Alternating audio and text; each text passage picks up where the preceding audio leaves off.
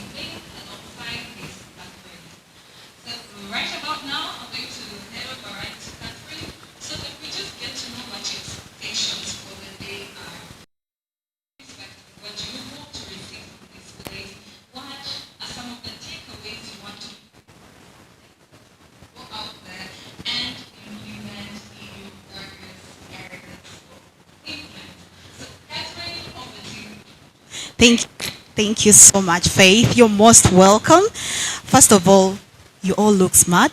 You should give me a smile for that, right? Anyway, I'm going to be walking to you randomly and inquiring what your expectations are for today. Like we said, we have a lot of things to learn today. So I'm hopeful that every one of us here is expectant, right? So I am seated here with some gentlemen. Nice to meet you, sir. Nice to meet you. I would like to know, what are your expectations for today? Growth, learning from people that have gone ahead of us. Yes. Amazing. Like, we've all had growth and learning from people that have gone ahead of us. We all know that in everything that we venture into in life, there are always people that go ahead of us. And knowledge never stops, because, as in, that's why we are here today. So let me move on to the next person. This time around, I want a lady to find out what their expectations are. Hello. Hi. Nice to meet you. What are your expectations for today? 1 or 2? I expect to meet new people, discover my potential, and just be here. Amazing. One of her expectations is to meet new people. Like Faith said, you're most welcome once again. But then, I don't know whether you know who your neighbor is. So as I continue to move through you, I would like you to extend a hand to your neighbor. You know, find out what their names are. You never know. They might be your next employer. They might be your next mentor, or someone that is going to give you a hand in your next, path of growth. So it's a nice experience, right? I want us to do that exercise briefly, and then I will proceed. I'm going to ask what your neighbor is name in the meantime. Okay. I am here with another lady, and I would like to know, hello, how are you? I'm fine, thank you. Tell me, what's your neighbor's name? Which of them? The one on the left. On the left is Trevor. And on the right? Margarine. Amazing. Okay, what are your expectations for today, briefly? My expectations are basically to know how to build a successful entrepreneurship career. Yeah, majorly that. Amazing, amazing. Unlock potentials, especially for the youth out there, and I see majority of us fall within that bracket. So meaning that we are the potential people to be equipped, all right? Yes. And secondly, it also helps you in igniting your purpose. I don't know whether most of us here know what our purpose is, because we walk through different, dimensions of life, different steps, different lines and all that. But do you know what your purpose is? So it helps you ignite it and also know what your niche is. If it's career, if it's public speaking, if it's about opening up a business, probably being an entrepreneur, this is the right space, because it brings you closer to people that have the like-minded thinking, and it also helps you to acquire knowledge from each and every one of us. Like we are going to hear from the speakers that we have today, very intelligent individuals. They have made it through different, dimensions of life. They have built themselves from scratch to where they are now, and most of us look up to them. You understand? We admire their work and we admire what they do, right? Okay, so I'm going to have like 3 more people, then we can kickstart our session. I'll go back to Faith and she'll take us through the next segment. Hello, how are you? Yes, I'm very fine. Okay, I would like to know who you are briefly, and also tell us what your expectations are for today. Yes, thank you so much. You can call me Moses. It's my first time here to attend a physical session of Future Den. So I quite expect a number of things, but just to mention but a few. Number 1, I expect to widen my mode of thinking in the area of business and entrepreneurship, and as well leave this room not the same person. Thank you so much. Amazing. Thank you so much, Moses. Wow. Let's clap for him, please. Thank you. I have another lady here. Hello. Hi. Nice to meet you. Sure. Okay, briefly tell us about yourself and what your expectations are for today, or what your expectations during the session are. Okay, my name is Megan. It's my first time to be here as well. My expectations, I expect to learn, network, and grow. That's generally it. Okay, that's amazing. She expects to learn, network, and grow, which is amazing. What is life without networking with people? Because we all need connections at the end of the day. We all need people to, help us through life. And then also not forgetting, as we are here today, we have beautiful ladies behind us that are exhibiting with us. They have different products that they're selling. So feel free to stand up, probably in the middle of the session during a fresher. Go check out what they have. And also inquire. I would like to know before I proceed, how many of us here are entrepreneurs, or if you have a business? Just raising up your hand like this. Amazing. Every time it gets interesting. I don't know whether it's me that is getting excited or it's just that everyone that is here, you are in the right place. Okay, so I'm going to have one more person and then I will, like 4 more people, and then I will hand over to Faith.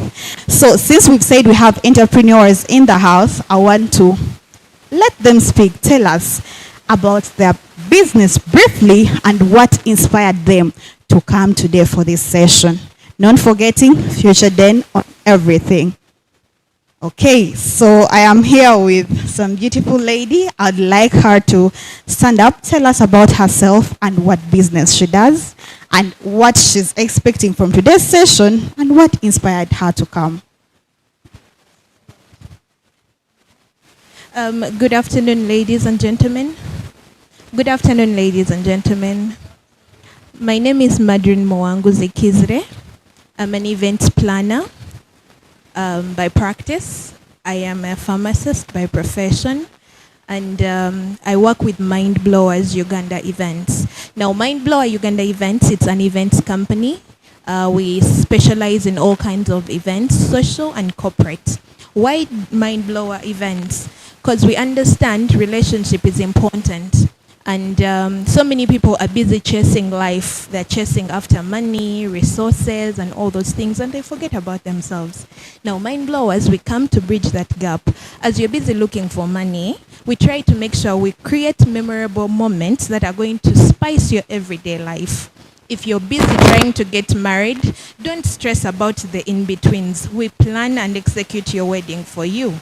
And if you want to surprise your loved one, or if you're working for a company, we are the guys to come to and make magic happen. All you have to do is show up, because anything cannot happen without your presence.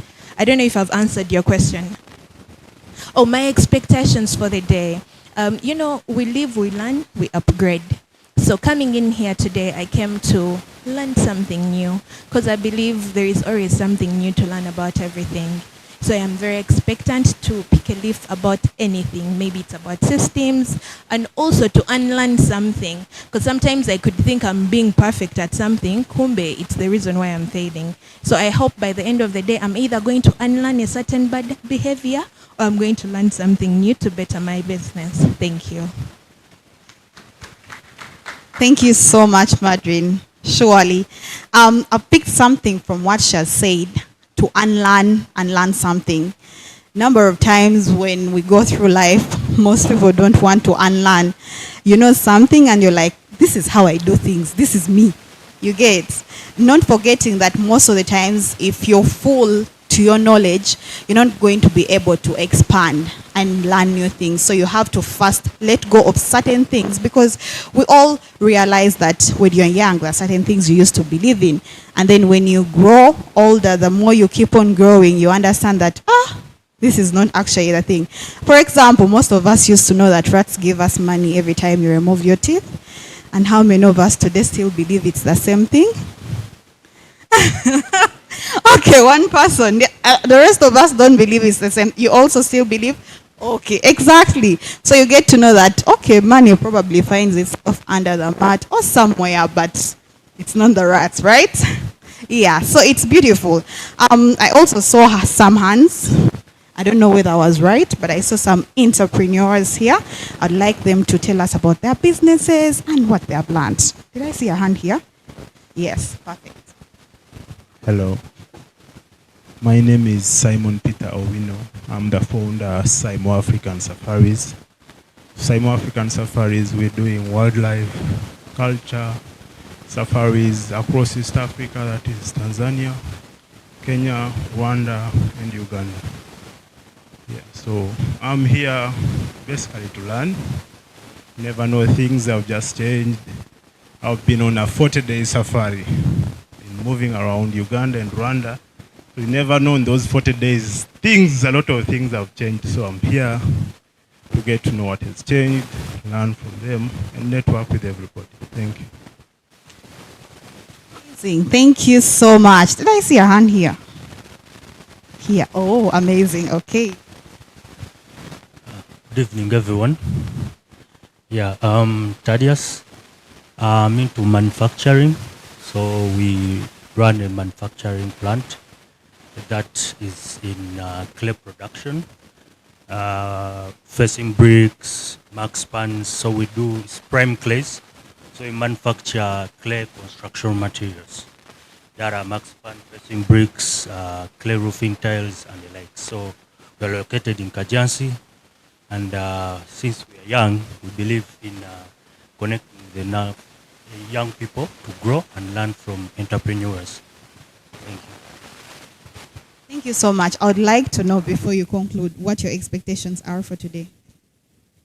So being a young entrepreneur, I love being around entrepreneurs to see what they go through, scalability, how do you grow, how do you launch into other markets, and take over the region. So I'm here to learn from different entrepreneurs, and probably iron sharpens iron.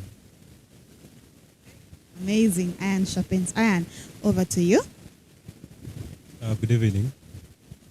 My name is Sadiq Seru. I don't know whether we would know that 40% of Ugandan mangoes go to waste due to damages or rotting. At Green Beverages, we are turning that to juice that is very good through a product called Mini Mango Fruit Drink. And we are located in Uganda, and we are Ugandan entrepreneurs doing that drink. And my expectation today, I've come with a lot of curiosity, a lot of questions that need answers. Thank you so much. Surely, indeed, so many of us have so many questions that need answers. But right about now, I think we've heard it from each and every one of us, okay, most of us, what our expectations are. So we're going to kickstart the session, and I'm going to hand over the mic to my colleague, Faith Petaru, to take us through the next session. Thank you so much. Enjoy the session. Thank you so much, Catherine. Isn't she amazing? Isn't she? Thank you, Catherine. So I would like to request of you something. Could we, there's some seats. If you see a seat in front of you, could you at least move, except maybe only 2 seats here? Can we please cover up these? It's my humble request, please. You're all VIPs, except about 3 seats here. Let's just leave about 3 for our guest speakers. Yes. Thank you. Wherever you are, just move to the front. Move. Yes, we're all VIPs. You're all important persons, right? Yeah. Thank you. Let's clap for everyone who has moved. I know for most people it's very hard to move to the front. So I'm all in for energy. Can you at least stand to your neighbor and give them a very nice compliment? I want to see especially the gentleman, my eyes on you. My eyes are scanning the gentleman. At least ladies can easily give. I want to see. If you don't give a compliment, I'm going to call you here to the front. A very genuine compliment. Just give your neighbor. If you're here and your neighbor didn't give you a compliment, please put up your hand. Sir, you've been reported. What do I do? What fee? What fee? What fine? Tell me what fine should we give them? How should we penalize them? Anyone? Oh, when we need some volunteers at some point, I've marked their faces. Okay. Someone say, I am excited. No, I want to feel it, like own it. I'm not the one telling you to. Just act like I didn't tell you to say anything, but just say it from your heart. Just say, I am excited. Yeah, because I am too. So I didn't give myself a compliment, so let me turn to myself so I can look at myself, but the camera is looking at me, plus those online. So, Fetari, you're beautiful. Thank you. Yeah. So I would like us to say these few words. Just repeat with me. I'm all in for affirmations because we're going to receive great wisdom, and as we receive them, let's carry this mindset. All right. So repeat after me. Let's say, I am a creator. I am a problem solver. I think beyond today. I create value. I build wealth with intentionality. I invest in wisdom. I embrace resilience. My ideas matter. My future is bright. And I am ready to grow. Please clap for yourself. That's why we're here today. Okay? Everything you've spoken and affirmed to yourself right now is in sync with our conversations here today, which is on business, entrepreneurship, and investment. Once again, we warmly welcome you on behalf of Future Den, but you're going to be officially welcomed by the actual organizer and host. I am here just a preamble. I'm warming everything up, right? So you're warmly welcome for today's conversations because we believe that no life here will remain the same. Same as Faith Fetaru, who is here speaking to you. I'm very expectant. Don't just think I'm here speaking English and smiling, but I'm equally expectant to learn, to go and become a better person, a better investor, a better leader, a better businesswoman, yeah? I'm ready and excited. And for those who have just joined us and have just come right now, I'm Faith Fetaru. I'm honored to be your host today. And I am co-hosting with Catherine, who came in earlier.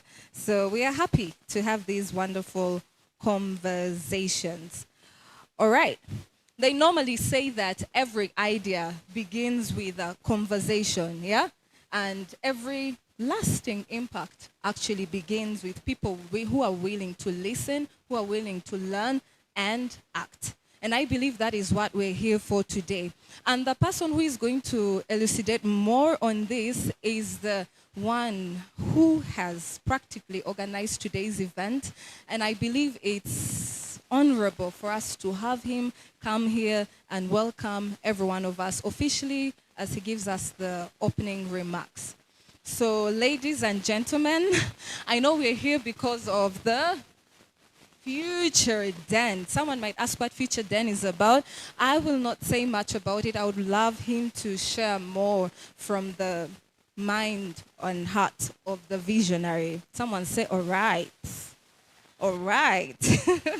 Okay, so ladies and gentlemen, let's put our hands together and welcome the visionary, the founder, and the man behind us gathering here today, Mr. Stephen Paul Odongo. Better. Let's blow off the...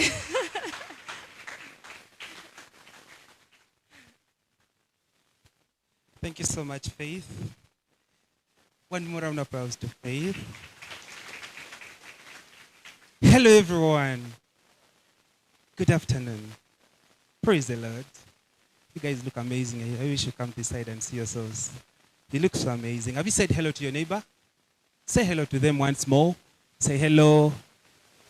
You look so beautiful and handsome. It's such a pleasure sitting next to you. Can I have your number? Yeah, can I have your number, business card, whatever, you know? So this is a platform for us to connect and network and meet new people. I hope you're seated to somebody new. Good to see you, Madam Among. Yes, Mr. Nwagawa, good to see you. Thank you so much. Yes, you're most welcome, ladies and gentlemen. My job is very simple, is to welcome you. Feel at home, feel comfortable. We have tried as much as possible to make this place convenient for us. The restrooms are the other side. If you like, you ease yourself, please walk there. We have a photo booth the other side, outside. I hope you saw it. Some of you guys just walked past it and you didn't see it. So please, that place is made for you. Go and take a picture. We have the camera people moving around. They will take some pictures for you and you'll be able to ask for them. Okay? Yes, but this is a platform for you to network and connect with new people. There are a number of events out there, but very few of them are like this, that actually create a platform for young people in particular to connect and collaborate and build meaningful relationships. So maybe something very small. I would like to maybe say a word or two before we go to the next program. Why are we here? Perhaps everyone is asking themselves that very, very crucial question, that why are we here? What have we come to do with these people? Future Then, someone is seeing Next Step Mentorship Program, somebody is seeing the Vision 2030, and many other things. But why are we here? And what is Future Then? Most people ask me those questions. What is Future Then? But most importantly, many people have come to me asking, why are you doing this? What are you getting out of it? I mean, is it charity? I remember, could have been a few months ago, I was seeking help from a certain office, and a certain gentleman sat me down and told me, young man, you know, events don't have a return on investment. Why do you organize these conversations here? And for me, I sat back in me and I was like, this gentleman is not aware of the revelation behind what we are doing. Perhaps I was, much as I agreed what he was saying, it's true. As entrepreneurs, it's very important for us to sit back and build a product, you know, a sustainable product that you can be able to sell in next stage of finances and many other things. But for Future Then, I don't know how many minutes I have. Faith? How many minutes do I have? Okay, because I may end up talking for the next few minutes, the whole day, yet you didn't see me on the flyer. You may like, since I did see this gentleman on the flyer and he's here speaking for the whole day. But let me begin like this. Yesterday I was somewhere and I am glad that the Rafiki Connect guys were here. Where are the Rafiki Connect guys? Sharon, hi, good to see you. Thank you for coming. Derek, I saw Derek somewhere. Good to see you. And I was just sharing with them something very, very important. I said that I have come to the realization that every individual has been designed and created to grow, to lead, to have an influence in a society. And God designed us uniquely and inherently to have a certain place in the world, especially in the place of leadership. We have all been called into a place of leadership. And here I'm not talking about positions, positional leadership or politics, LSA1 and all this. No. I'm talking about the function of leadership. We have been called to design. And I was reflecting some years back and it came to my mind that after God had concluded the creation story in Genesis chapter 1, verse 26, you know, when God finished all the other creation and said, let us make man out of our image and likeness. But in the next part of it, he said, and let them have dominion over the entire world, creatures and all that. So that part of dominion itself gives us a kind of a place into leadership. Because he said, go and dominate and influence the entire world. By the way, let's shout out to people online. We have quite a number of people streaming in online. Can you say hello to them? Hello, people online. Thank you so much for joining us. We're here live from Intinda, Northview, and many things are coming up. Stay tuned. So, God has called us into a place of leadership. And I was a little bit curious and asked myself that why would God do such a thing of entrusting man with such huge, enormous responsibility of, taking charge of the entire world, of all the creatures. Yet man is actually not the smartest. He's not the tallest. He's not the strongest. I don't know whether you've ever thought about that. Have you ever thought about that? I mean, man has never been the smartest. Neither has ever been the strongest or intelligent. But God actually thought about giving us such a responsibility of, influencing and dominating the world. It's something that got into my mind. But of course, every assignment and responsibility from God comes with, the capacity, the ability to actually accomplish it. That's the most important thing. But the rest of the answers, I leave it to you. Think about it, and probably Bible scholars and the rest will respond to that. But here is the thing. I believe that God has placed in every individual a certain unique part of him that gives us the capacity and ability to influence. That is something that I believe in. And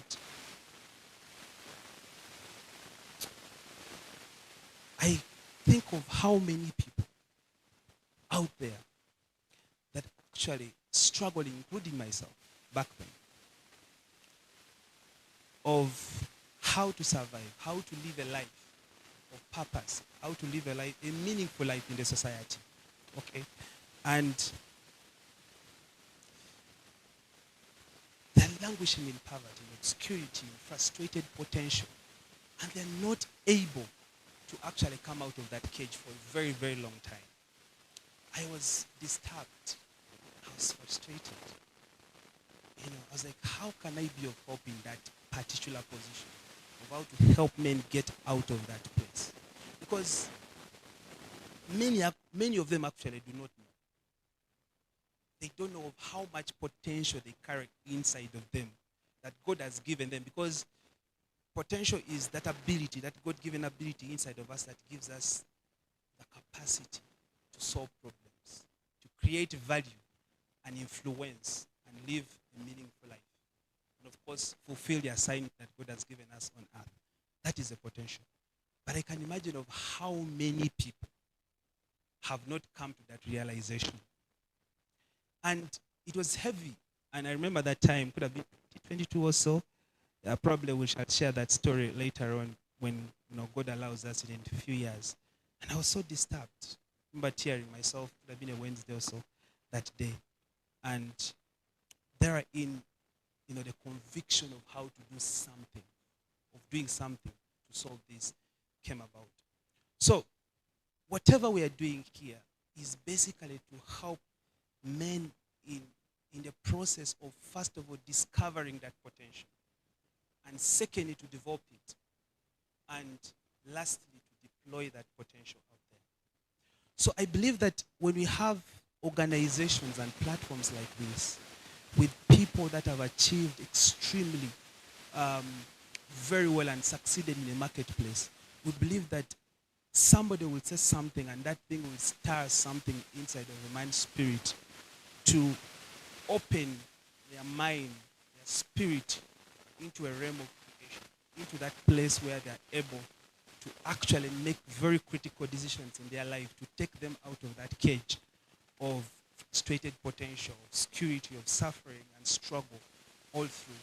And you should be able to, do something about it. Therefore, Future then has positioned itself as a midwife out there. You know, midwives don't give life, okay? They recognize life as one of the most important things. That is Future Den. So picture Future Den in that process. That's why we sometimes call ourselves as a bridge, you know, between aspiration and achievement. So we help you in that process. So many of our programs are aligned in that direction. And one of it is this very one that we have, is what we call the Let's Talk conversations, where we create a space, a safe space for you to come and ask very, very important questions. You know, we had a link that was shared for people to register, and we had over 300 people register, and all of them asking questions. Questions are very many, very, very many. And the people who are going to speak here may not even finish them, okay? And some of them we want you guys to ask directly. So Mr. Brian Karango is going to come here and is going to, you know, give us more time. Dr. Natalie, unfortunately, she will not be here physically because of her son. I just received a message, but she will be able to join us online. We're working hard to make sure that we have the screens up, so you're able to, you know, engage with her, and she'll, you know, talk to us in one way or the other. But please ask a question. You know, I was telling those guys yesterday that even as founders, there are so many things that you struggle. I am one. I have been in that place, you know, struggling with a number of them, and I am still there. There are a number of things that, the number of questions that we actually don't know how to deal with, and you are struggling with them. So to have these people here, for them to come and, you know, share with us of how they overcame this. They may not be able to give us the template, because every, you know, story has its own template. We can never have the same, you know, story. We each have a unique way of expression of how we can deal with it. But today is one of those days that you're able to ask those questions, but also be able to get out of that place and walk that journey that you need to walk. That is just a brief preamble of why we are doing what we're doing. You know, that's why we are doing what we're doing, to help you get out of that place and transition in that process of becoming. Because one of the things about leadership is that it's something that you become. You already have it, but you just become. And I think recently Apostle Grace preached about, you know, the power to become. It's one of the things that you know, become. So Future Den is there, and we have a number of programs. We'll probably share that a little bit. We have a video that we are going to play for you, and you'll get to know more about our programs. What I've just told you now is not something that you're going to find in the books that we have written on our website or anything else. No. This is from that place of understanding. Otherwise, thank you very much. Please feel free. Enjoy yourselves. Ask those questions. But also we have other people that they are going to talk to us about some of the most important things regarding business mostly, and entrepreneurship journey. So for now, we are going to have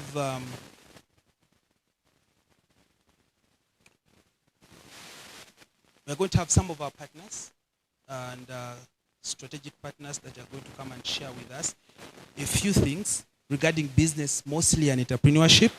Then now we shall proceed to the next program. But I would like to appreciate everybody for coming. Madam Among from Equity Bank, she's a business manager at Equity Bank. Thank you so much for honoring my invitation. I'm so honored. Mr. Nwagaba, thank you so much. He's a senior cybersecurity expert in this country. He's an amazing man. And by the way, he's one of our mentors. You know, Future Day now is positioning ourselves for a kind of a global network of mentorship. We are creating a community of mentors, because we realized recently, I was sharing with somebody, I think was it Faze and Mr. Abdul, I was sharing with them, I told them that I have actually realized that in this country, there is no platform or designated platform for mentorship. Many existing platforms for mentorship are mostly self-initiated or maybe part of other programs, okay? So Future Day wants to create that platform specifically for mentors. So young people who have, you know, challenges and like to walk the journey, the same journey that some of these people have walked in, you know, they come in and tap on from that wisdom. But also there are people out there who do not have the time to run a mentorship program. Okay? They don't have the time. But they can tap in, they can create maybe 1 or 2 hours in a week or a month to just come and have a conversation with young people. So that's what Future Den is doing. And as of now, the next cohort of the Next Step Mentorship Program has over 15 mentors, high-level mentors. You know, these are global leaders that have done an amazing job out there. So if you have not enrolled for that program, please find time and enroll for it. Okay?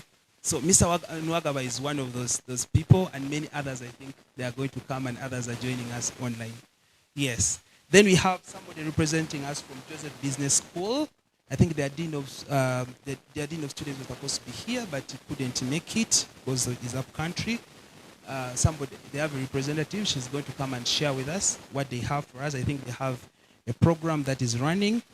Then we have Welide Technologies as well. I don't know whether they have a representative, but it's actually one of our prime partners. Welide does support us a lot in most of our programs here.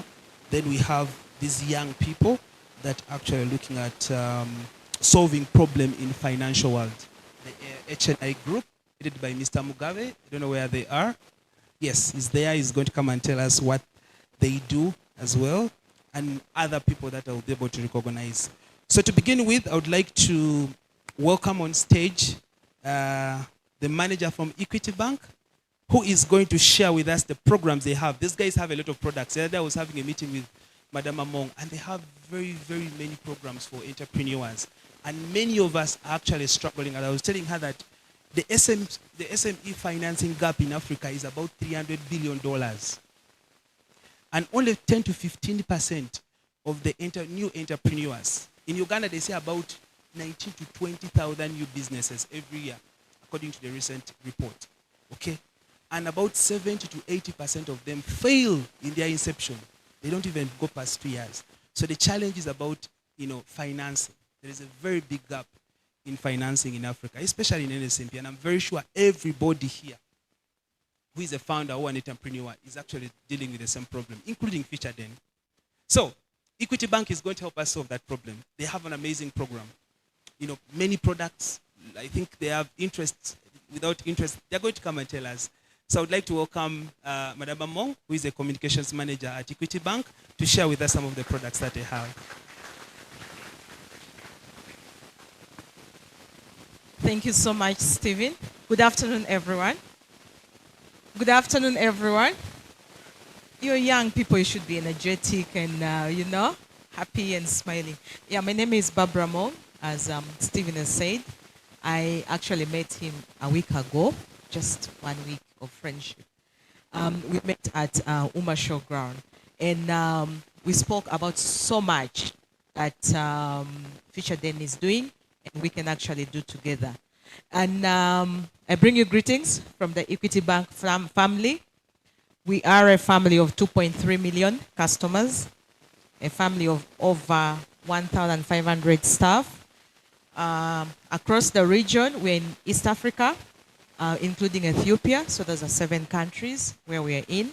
And that makes us a family of 23 million customers. So we bring you greetings from that family. It's a big family. We are the largest bank in East Africa, and we want to become the Pan-African Bank by 2030. We will be in 15 countries across Africa. And so we're expanding. But Equity Bank also started, just like you are starting. It started as a society 40 years ago. You can hear me? So we started as a building society 40 years ago. And these were a group of young people, a group of farmers who had a dream, just like you have a dream today. And the dream was to bring financial liberty. And the dream was to transform their lives. And the dream was to give dignity to the young people and the people in the society. Because at that time, banks were really for the rich, the big people, and people mostly, if your parents told you the story, banks were for people who were actually banking dollars. Banks were not actually accepting shillings at that time. So when Equity Bank, 40 years ago, our vision was to transform lives and give people dignity and expand opportunity for wealth creation. And that's why we are very passionate about young people. We do have several products for young people that we will tell you. Faith, I hope you're not counting these first 5 minutes I'm talking. You'll start counting when my colleagues are speaking. But thank you. Yes. So we do have the commercial side of the bank, and we have the social side of the bank.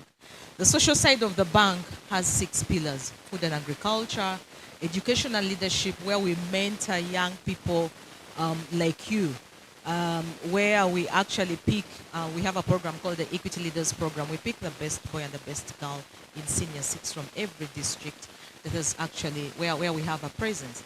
And we mentor them, we coach them, we train them, and they actually start working in the bank when they're in senior 6. That's called Equity Leaders Program. I know you've all passed that stage, but if you have a sister and a brother who is in senior 6 right now, tell them to read so hard, because the list comes from UNEB to us. And they go and study in global universities. We have some in Harvard, we have some in Princeton, we have them around. Right now we have 512 students across the world. Then we do have financial literacy that I will introduce. Barbara Imuria here. I'm also Barbara, but yes. Barbara is our champion. She does financial literacy with a host of several others, and this is for free. You don't have to pay a cent for it, but you're a young entrepreneur. You want to learn how to manage money, how to manage finances, how to grow your businesses. Many young people come to the bank and say, I want money. But if you ask them, what do you want the money for? They don't know. How is your business performing? They don't know. You want to move from what stage to what stage? They don't know. So Barbara is going to actually tell you more about that. We do have that program. So thank you so much for receiving us. We do appreciate. We're looking forward to actually working with you, building partnerships with you, and growing together with you. So let me allow my colleagues to introduce themselves, and then they'll speak to you.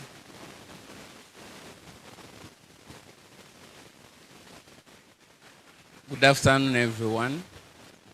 My name is Kamoga Matia. I work as Relationship Supervisor Credit.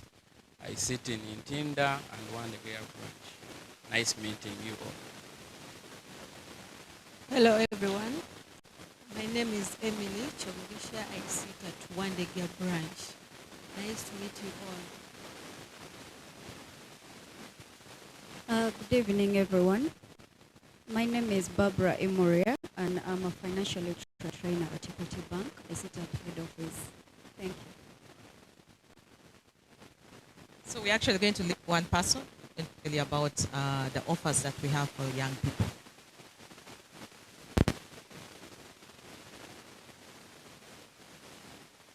Okay, thank you very much, the organizers, for giving us this opportunity. Like I said, once again, I'm Matia Kamoga. I work as supervisor credit. In Tinda, I also sit in Wandegea. So part of our purpose here today is to take you through our offering. She has told you about equity, what we are, where we've come from, and our purpose is transforming lives, giving dignity, and expanding opportunities for wealth creation. So when you talk about transforming lives of people, you cannot transform lives minus transforming youth. So I'm happy that this is a conference for the young people, and what I'm going to present today are some of the opportunities that we have in Equity Bank that can support you reach some of your dreams. We want to move with you as we are transforming you both in your business and also in your personal lives. So I'll go straight to some of the opportunities that we have. First of all, we have affordable savings accounts on the market. Affordable in the way that they don't attract any monthly charges. They are free of charge opening. We don't charge any fee for opening an account. So you just need your national ID. Once you have your national ID, we open the account. There is no minimum balance. So it also comes along with digital solutions. I understand these days we're very busy. We don't have the time of going to the bank. and they line up in the long queues. So these accounts come with digital solutions like a mobile app. We have one of the best app on the market. It is convenient. This allows you to transact even when you're at your business. You don't need to come to the bank. You can pay your suppliers. You can pay bills for the business when you are in your business. That one is convenient and also saves time. So that's about savings. Then on the loan part, for youth, we have youth products. They are best products. One, we have what we call the youth loan. The youth loan is meant for those young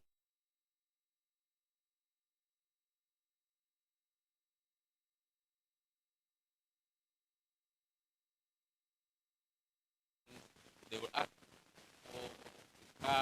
they will ask for all those assets which we don't possess. So we end up going to the bank to seek financial assistance. So the good news is Equity Bank, we have the unsecured youth loan that we can give to who is in business up to the tune of 5 million unsecured. So up to the tune of 5 million unsecured. So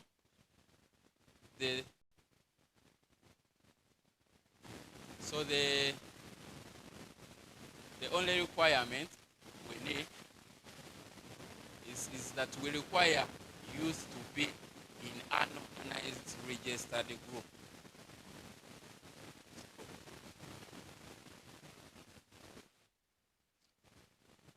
You're welcome, sir. So we encourage youth to be in organized youth groups. Then those groups are the ones that recommend their individual members to qualify for such a loan. Groups, the product which is unsecured.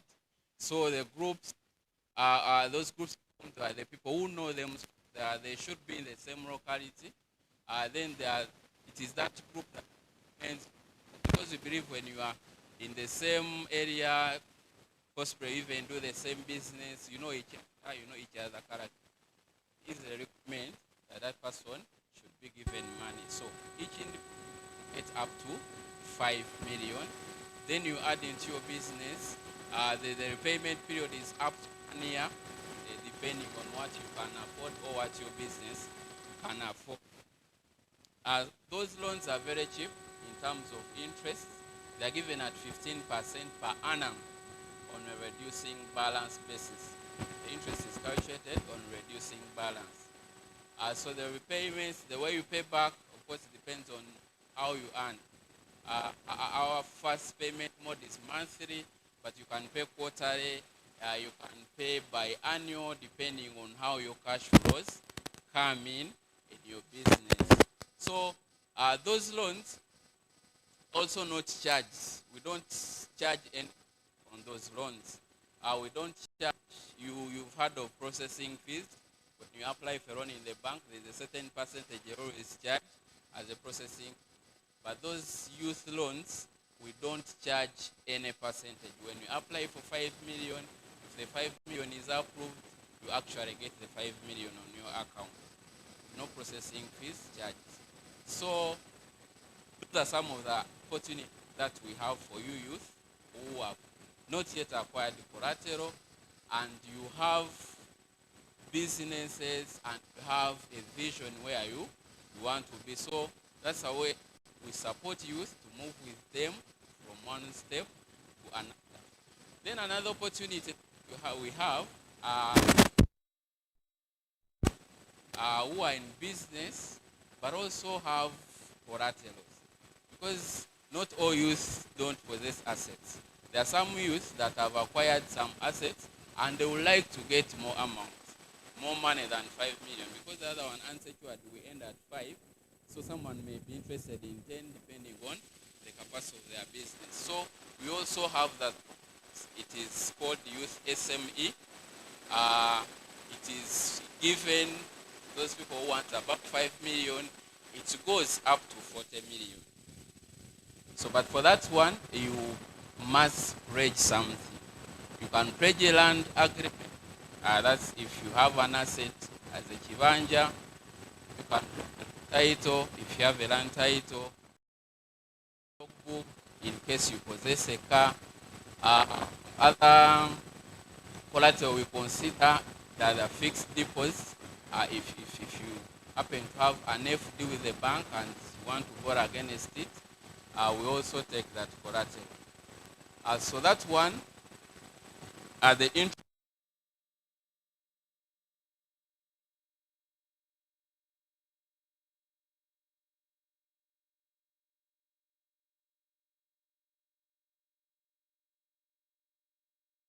Other products, for example, we do in your business, you may need to acquire an asset.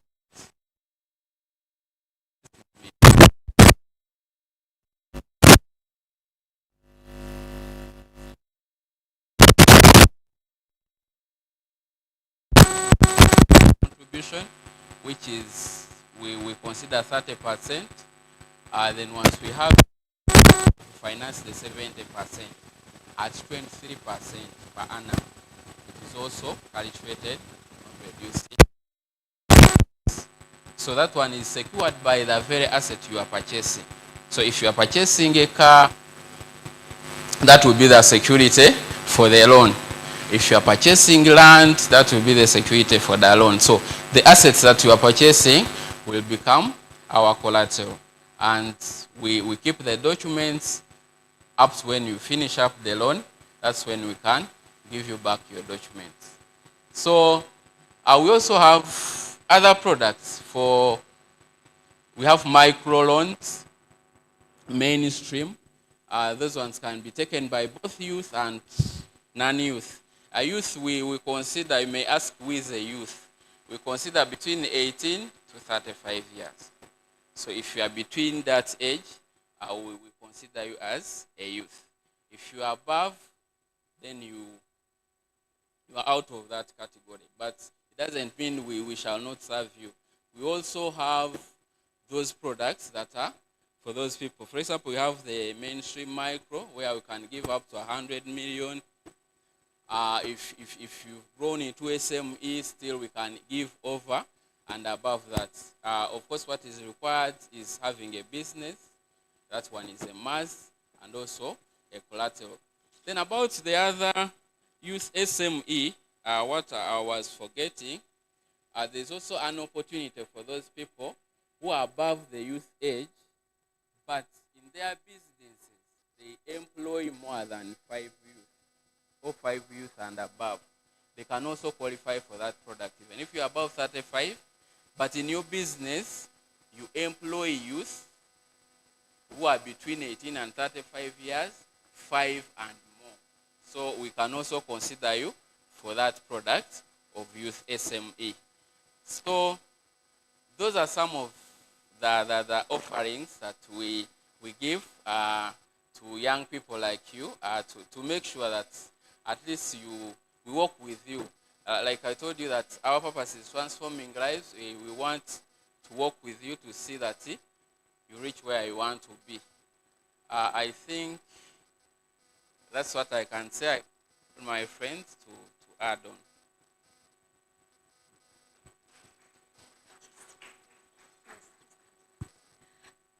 Good evening once again.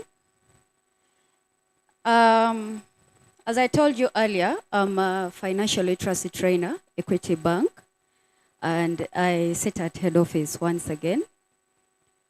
I'm not going to say a lot, really. About financial literacy. At Equity Bank, we only don't offer products credit. When people hear about a bank, all what is in people's minds is that's credit, borrowing, loans, and all that.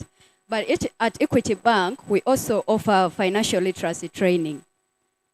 And then we also offer BDS, that's business development support. So for business development support, we offer it tailored to the business that you're doing. If you're a retailer, we take you through a training through, okay, we We take you through a training related to retail or trade or any other business, entertainment, beauty, something like that. So business development support, we support you into your business. And then financial literacy training, we usually offer it to organized groups. So if you're a youth here and probably you have a savings group in your community, or you're in a circle, or you're in an investment club, you can reach out to us and we come and take you through a financial literacy training. Are we together? Yes. I'm not going to take you through that training. I just want you to know that at Equity Bank, apart from offering credit, we also offer that training on business, individual support. So you can always reach to us, to head office and ask for Barbara Imori. I think I'm the only Barbara Imori. Yeah, thank you. Thank you so much. Let's give a very big round of applause for Equity Bank. They told me to give you my number, those that can write it down, just for business. It's 0760 56 56 760 56 56 41. Thank you. Keyword, just for business. I mean, key statement, just for business. Let's give Equity Bank a very big round of applause. Thank you so much. At least we've been able to get great insights on the products and services that you offer, that you transcend the traditional products to other services. Thank you, thank you, thank you once again. Before I invite our next partners, I would like to acknowledge the presence of our guest speaker. I'm so excited. I feel like dropping every program and just say, let's go to the next one, but patience pays, right? Okay, so let's give a big round of applause just to acknowledge his presence. Thank you, thank you, thank you. So right about now, we are going to hear from two more partners. Kindly 2 minutes, okay? Yes, our time is beautifully spent, okay? So let's have a team representative from JBS. I think JBS is the Joseph Business School. A representative from JBS. Yes, thank you, ma'am. Let's give her a wonderful round of applause as she comes. Thank you.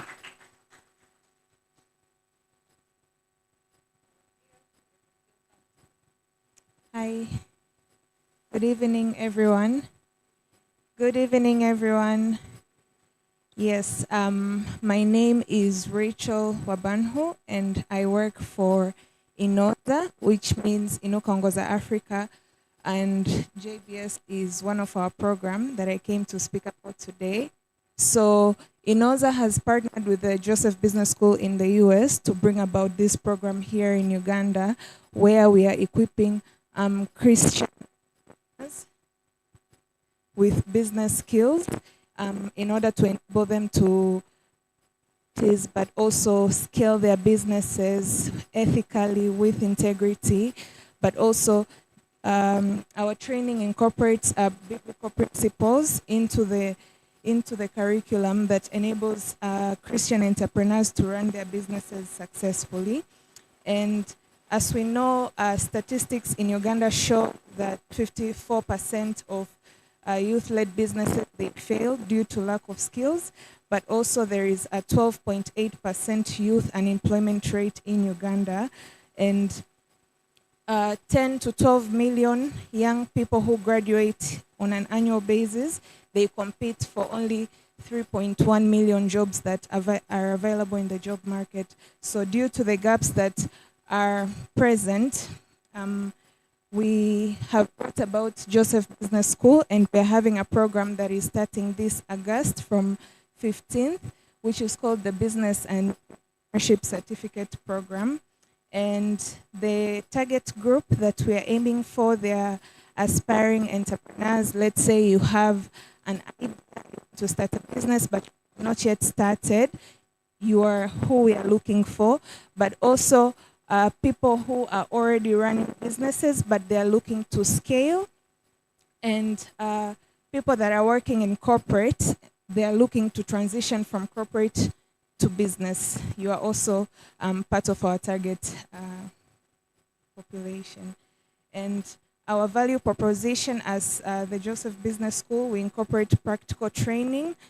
We have a team of seasoned entrepreneurs, people who have already been doing business in the market for years, and they're bringing their experience. They're the faculty that we have brought on board to facilitate the trainings that we are going to have. Like I shared prior, our program is faith-driven. We also offer mentorship and leadership opportunities. And part of our innovative strategic alliances for your success as an entrepreneur, when you join our program, we have partnered with MCTC, which is a training facility institute in Israel, which is going to bring their team of experts from Israel to come and train you on practical enterprise focused solutions that they're also implementing in Israel. But also we are going to have an industry expo here in Uganda, where we have partnered with several industries. Let's say you have a business or you have an idea that you want to do business in manufacturing or agriculture. We are bringing those partners on board so that you can also have industry exposure, and we are utilizing technology, AI solutions to help. But we have partnered with several financial institutions so that we can also offer financial solutions in your hands. Like, let's say if you have a business idea but you don't have access to funding for you to start your business, we offer that for you. Our program is a 4-month program, and we have sessions once per week, every week on Saturdays, and we welcome you all to come and sign up. Thank you so much.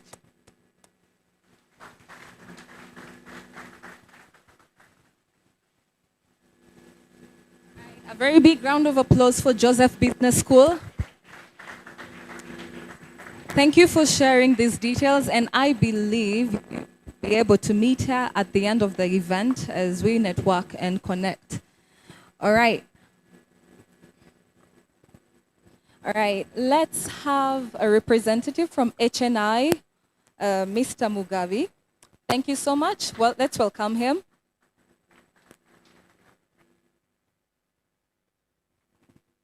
Yes. Can you hear me? Right, thank you. My name is Mugabe Augustine Chimuli. I represent an organization for high net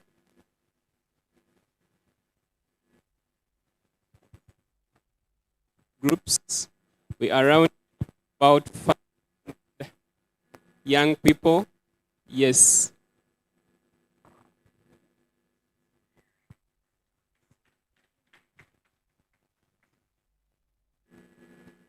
Say that. So what does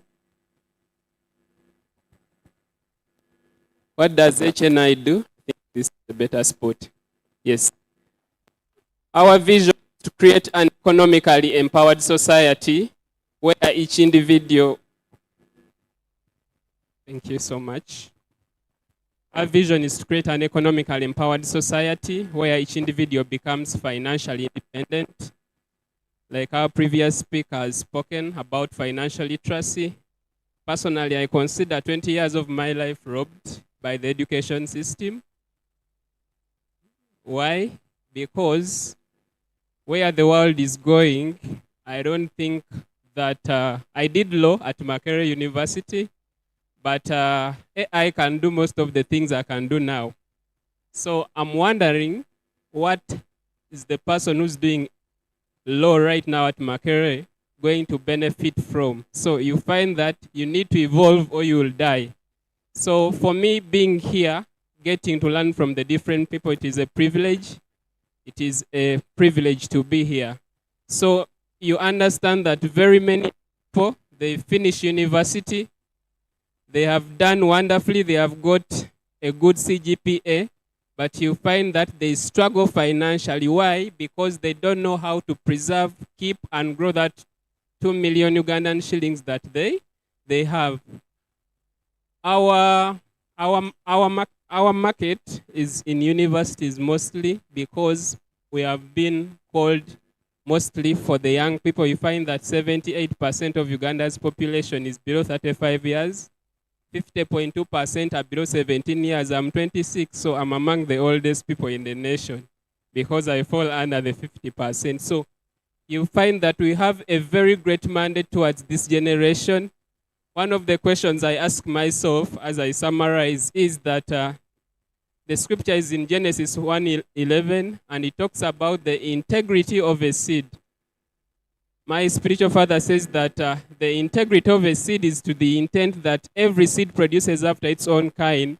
When you go back to the history of the economy, Britain begot us. When you look at Britain right now, the question is it evolving? Because if America has taken over Britain, what is the guarantee that Africa is going to be better? Because the economy that begot it is struggling. It is a question to ponder on. But also, secondly, that Africa has always been behind when it comes to the ages. You find that in the Enlightenment, in the industrial period, in the information and now AI, you find that Africa is always a bit behind. So in a nation like Uganda, where 78% are below 35 years, how can we organize ourselves? Because the future is not going to be based on who has a lot of money. The future is going to be based on who can organize people together in teams to utilize the resources that have not been utilized. HNI is a collection of young people that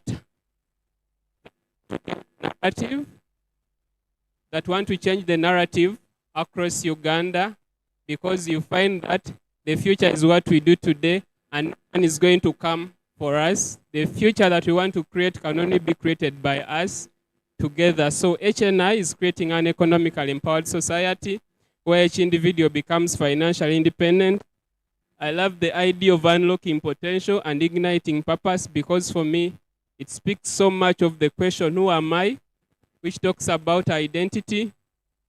Where am I from? Which speaks of origin. Which speaks of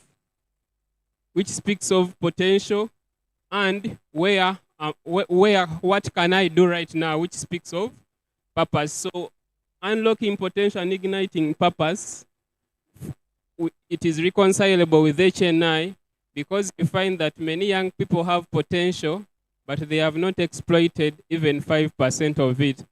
And the nation is upon us. Allow me stop there, because I'm happy to see Mr. Ayongo and Mr. Herbert. So I loved your testimony. Thank you so much. Thank you so much. A very, very huge round of applause for HNI.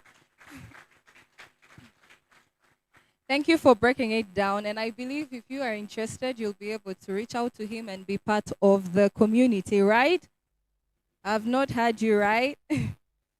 Yes, so thank you once again. Are we excited? Earlier on, I told everyone to repeat this to themselves and just say, I am excited. Because based on your expectation is to the extent that you'll actually receive from today. So raise your expectations, prepare your heart, because we are about to enter one of the most important moments here. How many of us are into business or entrepreneurship just at large? It could be products, it could be service. I'm not seeing the hands. You're not confident enough? Okay. How many do products and all these other things? I mean, there's services, there's products. So how many are into products? Okay. How many are into services? because I have a school for public speaking, so that's a service. All right. So whether you're in products or service or whatever it is, today's session will add immense value to you. Okay?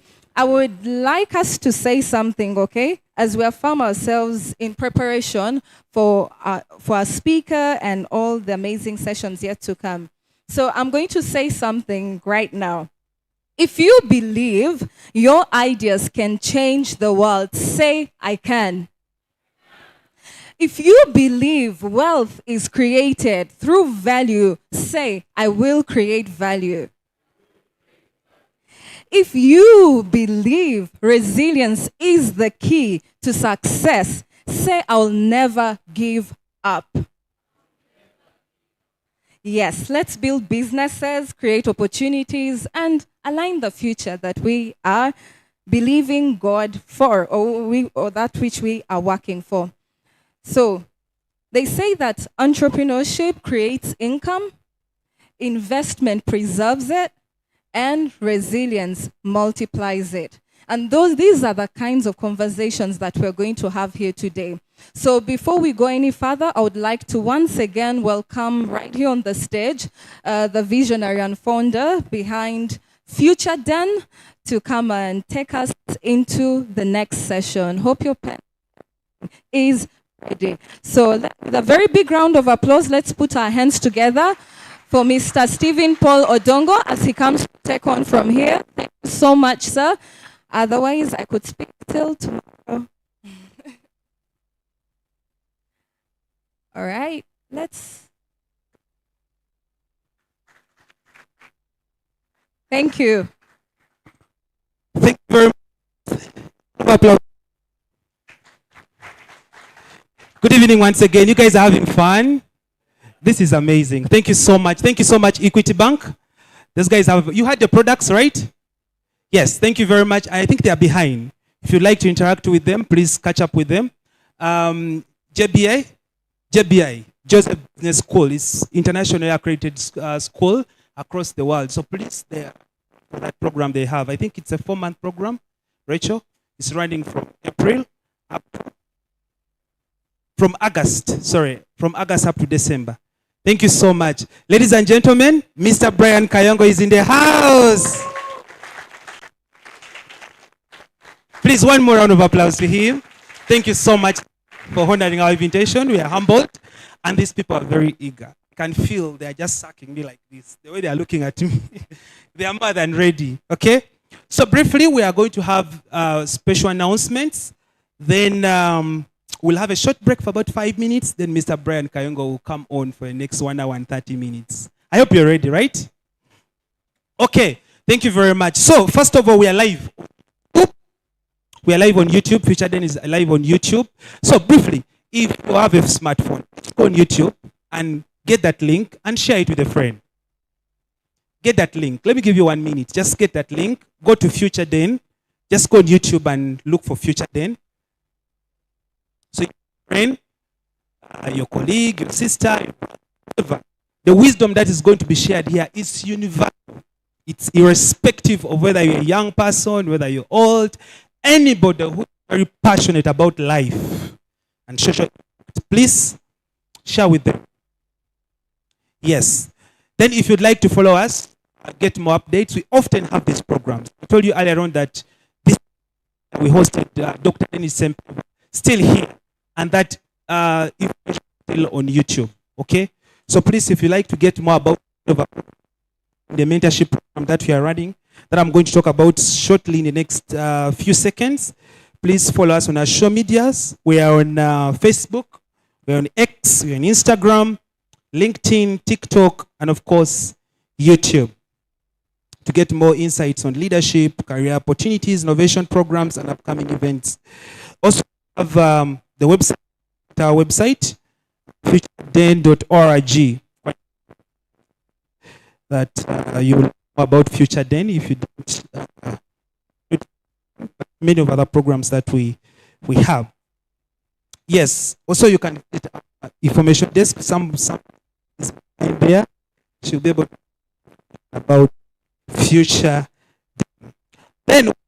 Then the next step mentorship program. flagship event program. It's called the Next Step Mentorship Program. It's an 8-week intensive transformational mentorship program designed to equip young professionals, entrepreneurs, and emerging leaders with mentorship and network through specialized pathways. This time around, by the way, last year we had one, and we're blessed to graduate about 28 students. And some of them are here, and others are streaming online. Others were in the country. So please clap for that, if you'd like. Thank you very much. And we had only one pathway, and that pathway was about leadership. And I remember that time we kind of wanted people to understand what the difference between career and profession, then, take them through that journey of professional development, how they can brand themselves, how they can strategically position themselves in the job market. So this year around, we have upgraded it. So we have introduced a second pathway, which is called the venture pathway, specifically for entrepreneurs, business growth, and innovation. Okay. And last year we had 8 facilitators.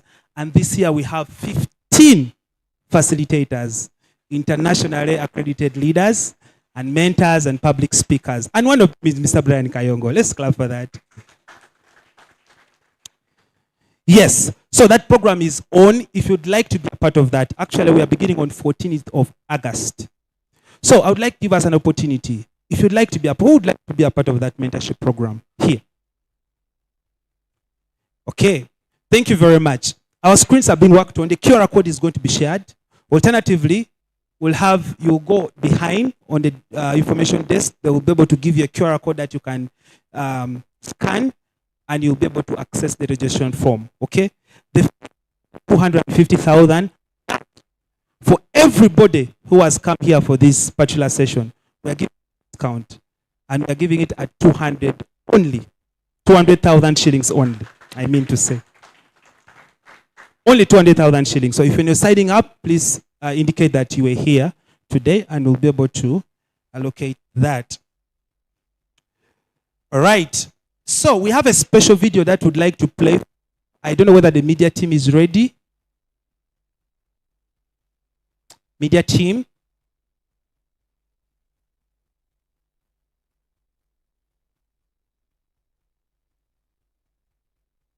Very short video, about 10 minutes. It is really talking about the story of future. Then I something about it earlier on today, but more is compiled in that video. The work that we have been doing in schools, mentorship programs, students, different trainings that we have conducted, and one of the programs that we had. By the last year, we had an opportunity to host the Next Step International conference. We call it the Next Step International. But then we used to call it the Symposium, but we have now rebranded it to a Next Step International Conference. And we had over 250 professionals come around at Skies Hotel. And we hosted quite a number of international speakers that really shared knowledge, wisdom, and practical guidance on how young people can be able to position themselves for the future of work. Because we are living in a kind of a disruptive environment. Quite a number of things have changed. So we need to evolve. I was telling people that World Economic Forum reveals that about 92 million jobs are going to be lost because of AI. Unfortunately, 170 million jobs are going to be created because of AI. So the question I always pose, who are those who are going to lose out, and who are those who are going to benefit? What does it need? Two things. One, paradigm shift. 2, okay. So that conference was specifically looking at that, both side of entrepreneurs, but also on the side of professionals, those looking forward to upscaling there. And we have good news for you. This year, it's coming back bigger and better. Somebody say bigger, and it's going to be at Motive. Last year, we had it a half day from noon up to around 6. But this year, it's going to be a full day from 8 p.m. from 8 a.m. up to 6 p.m. The whole day at Motive. We are confirming with the speakers, and we are seeking for partners. Thank God Equity Bank is here. We are going to get hold of them, and they will not run away from us. And many others. We are going to engage with them, and we'll have a lot of partners and sponsors and many other speakers. So, media team, are we ready? If you are not ready, let's go for a break 5 minutes as they prepare themselves. Okay. Okay. All right. Just first, I would like to apologize for the sound. The technical team is working on it. We sincerely apologize for that. Let's be patient. And let's have about 2 to 3 minutes of a little bit of break. Then we shall have Mr. Brian Kayongo come on to take us for the next 30 minutes as we wait for the screen guys to fix. Okay, where's the Emma? Must to take us through the break. And we proceed. Thank you very much, ladies and gentlemen. I'll be back.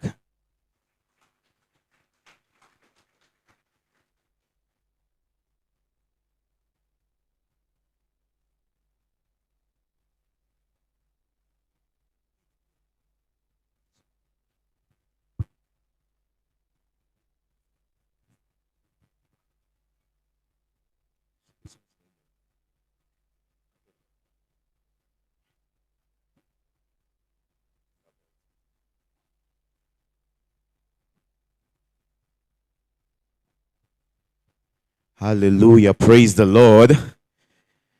What an opportunity to be here in the presence of business and entrepreneurs. It's an honor to have you here, sir, Mr. Kayongo. Thank you so much for coming. My name is Emmanuel Chayune. I'm a gospel musician and I fellowship from Phaneroo International Ministries. I had given out my songs, but unfortunately, the DJ is not ready to play them, so they have requested me to give you songs. But I'm also a businessman. My company is called Cilium. Some people call it Crypto Debt. We are at Boulevard Level 4. We help people, do bulk transactions, use blockchain and decentralized systems. So, in case you're interested in sending money under 5 minutes, it reaches your destination. It is not anywhere apart from us. We can help you, send money anywhere in the world. And I'm also seeing my leaders in the midst. Thank you so much for being around. Aine Suits is in the building. I don't know whether we give an opportunity to talk about himself. Okay. Let me give you a couple of my songs. Are you ready? I have a song called Bayeti Nkosi. It's a South African song but with English and Luganda. Okay? Bayeti Nkosi means King of Kings, and there is only one Bayeti. His name is Jesus Christ. Amen. And when you come into his kingdom, whether you're a businessman, you're an artist, you're an entrepreneur, he's going to make your life a beautiful place. Amen. So we should entrust him with our lives, okay? And our lives are going to be given a meaning, okay? So this is how it goes. Are you ready? Great and mighty God, my love, forever I'll tell the story of how good you are. Oh yeah, yeah. In all the good friends I've seen, I've not found one who loves me just like you. But then I realize you don't love like man. Through my darkest time, could let me go, and in my deepest woe, you're my true escape. In you I live, my greatest star. I call you Nkosi, Kabakawa Mawanga, yeah. Halalango Jesu Nkosi. I call you Bayeti Nkosi. Halalango Jesu Nkosi. This is a declaration. Unto me the grace has been given to walk among lions, to rule over nations, as he so am I. Zindimulangila wakabe, budi chenjo ya yampamuye. How can I struggle when I abide with the King of Kings? kings, and I have realized you don't love like man, who through my darkest time could let me go. And in my deepest hole, you have shown us strong and held me up above Michael Nkosi kabaka wa mawanga halalango Jesu Nkosi. I call you Bayeti Nkosi halalango Jesu Nkosi. Halalango Jesu Nkosi, halalango Jesu Nkosi.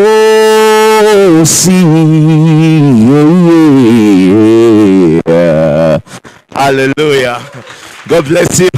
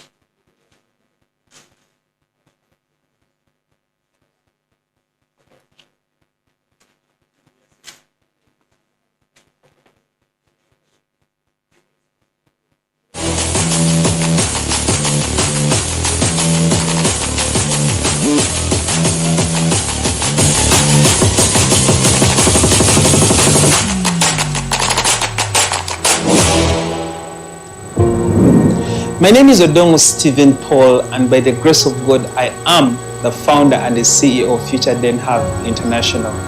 Future Den, our work is majorly focused on the 5 integrated pillars that we call focused areas, the ones we call integrated pillars, and that is leadership development, career development and employability, innovation and entrepreneurship, workforce readiness and talent placement, and the 4th one is mentorship, network.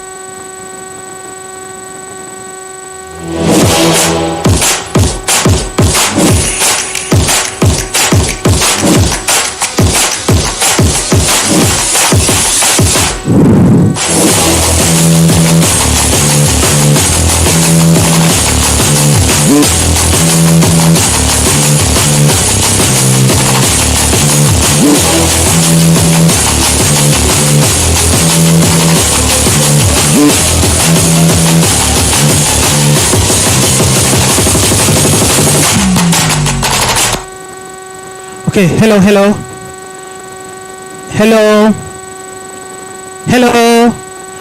Okay, so the screen is now on. So we are going to listen and this video. Video compiles the entire DNA of Future Den. What Future Den is, what our core focused areas, what challenges are we addressing, and the impact so far, and of course our strategic vision in the next probably 20 to 30 years. So please listen to it and enjoy. Thank you very much.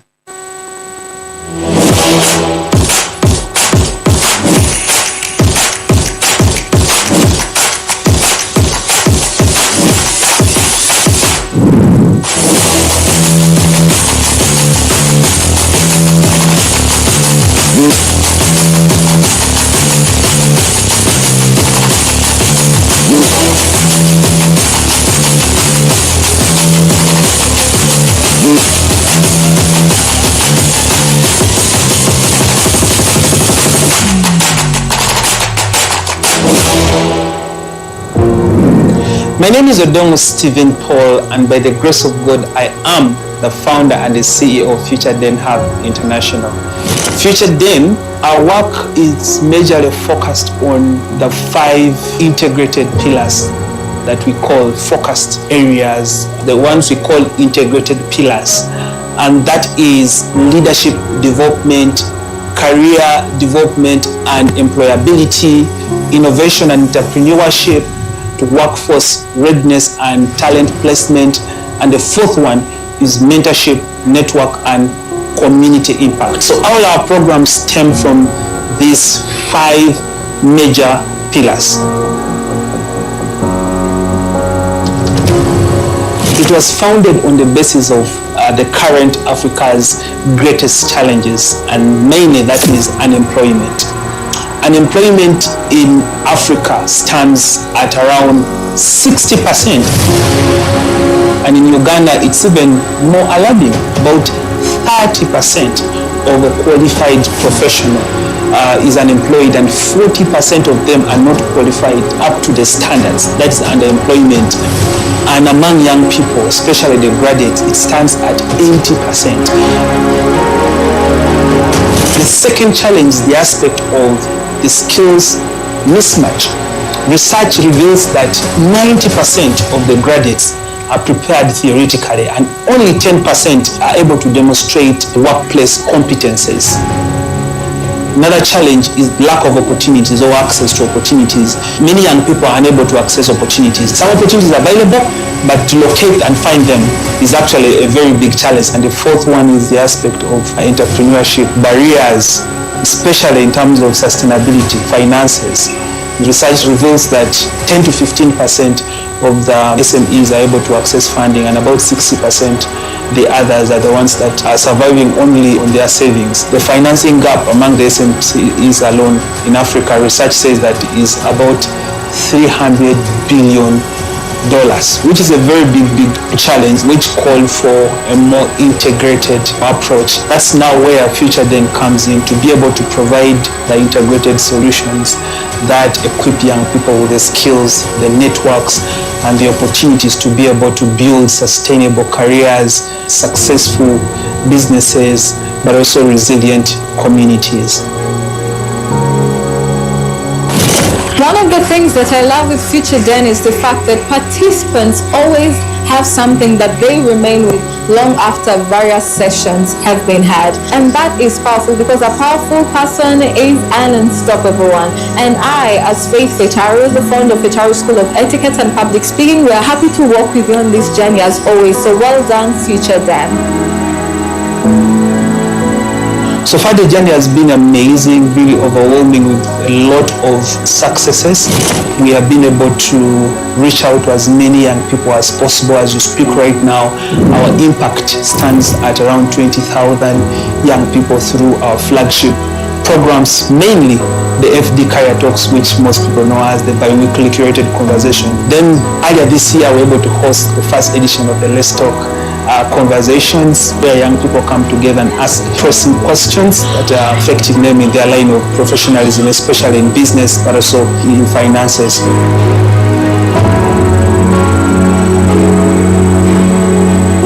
sigenyeshaga information prefect explain that. I learned that a leader should be sharp and should inspire people, should also like be an example to others. So today I learned that a leader should be creative and innovative. So today's session was all about leadership, integrity, and how leaders should be listeners to other students. I learned that to be outstanding in whatever I do, and also know that to error is human. My name is Akanonda Adon, and I am the head boy St. Peter's Nalia. Me personally, I've learned about influence, Mr. Steven. I'm really grateful because now we will influence the people I lead and be a better leader. Thank you so much. We have the Next Step Mentorship Program, which is an 8-week intensive week program, which is aimed at preparing them for work and business as well. But we've also been able to establish strong networks with organizations. My name is Nasa, and I've had an opportunity to witness what Future Den is doing, especially for young people.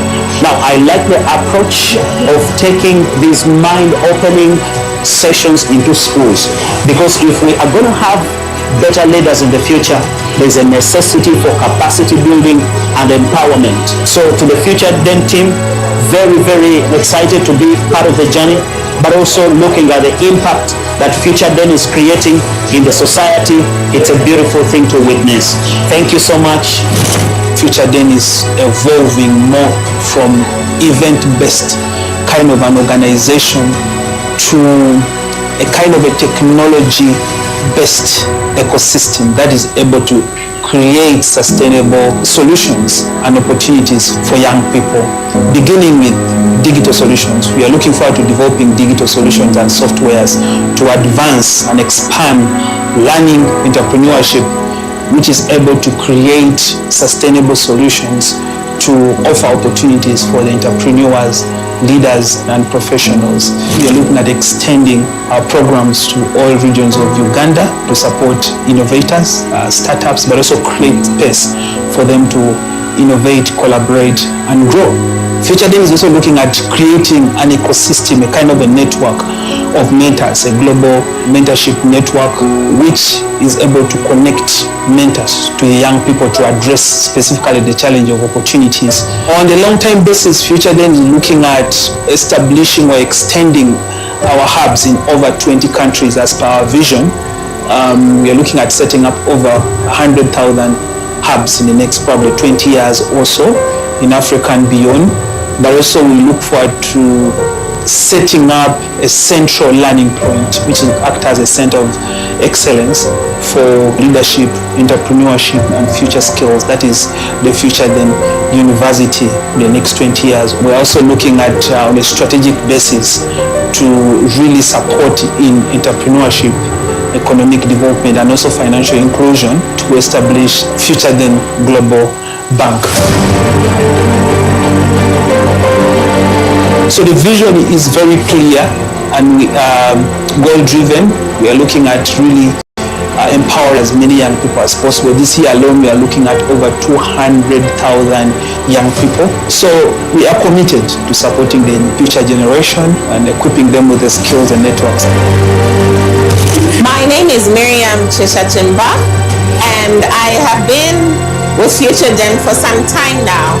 And my obvious observation through Future Den's mentorship program, through its networking sessions, and some of the very honest conversations that we convene monthly and bi-monthly is I get to see firsthand the transformation that happens in the lives of the young people. And I'm excited to see what the future holds for each and every young person that has had an opportunity to be part of Future Den's story. But we cannot do this alone. We need your support. We need your participation. We need your contribution. We are committed to impacting and empowering over 1 million young people in the next 5 years. And this year alone, we are looking at over 200,000 people. So we need your participation. You can do this through financial sponsorship. You can sponsor any of our programs, or you can even partner on the monthly basis. But secondly, in kind, you can volunteer to mentor, to be a part of our programs or initiatives. You can volunteer to advise your professional expertise. but also you can do recommendations for us. Some of you guys are into different offices, you are in different places that you can actually facilitate our conversations with those organizations. We need your support in whatever way possible. Please reach out to us through our website, but also you can contact us directly and we'll have our conversations. So join us, let's unlock potential, inspire leadership, drive innovation, and be able to create lasting impact for the young people.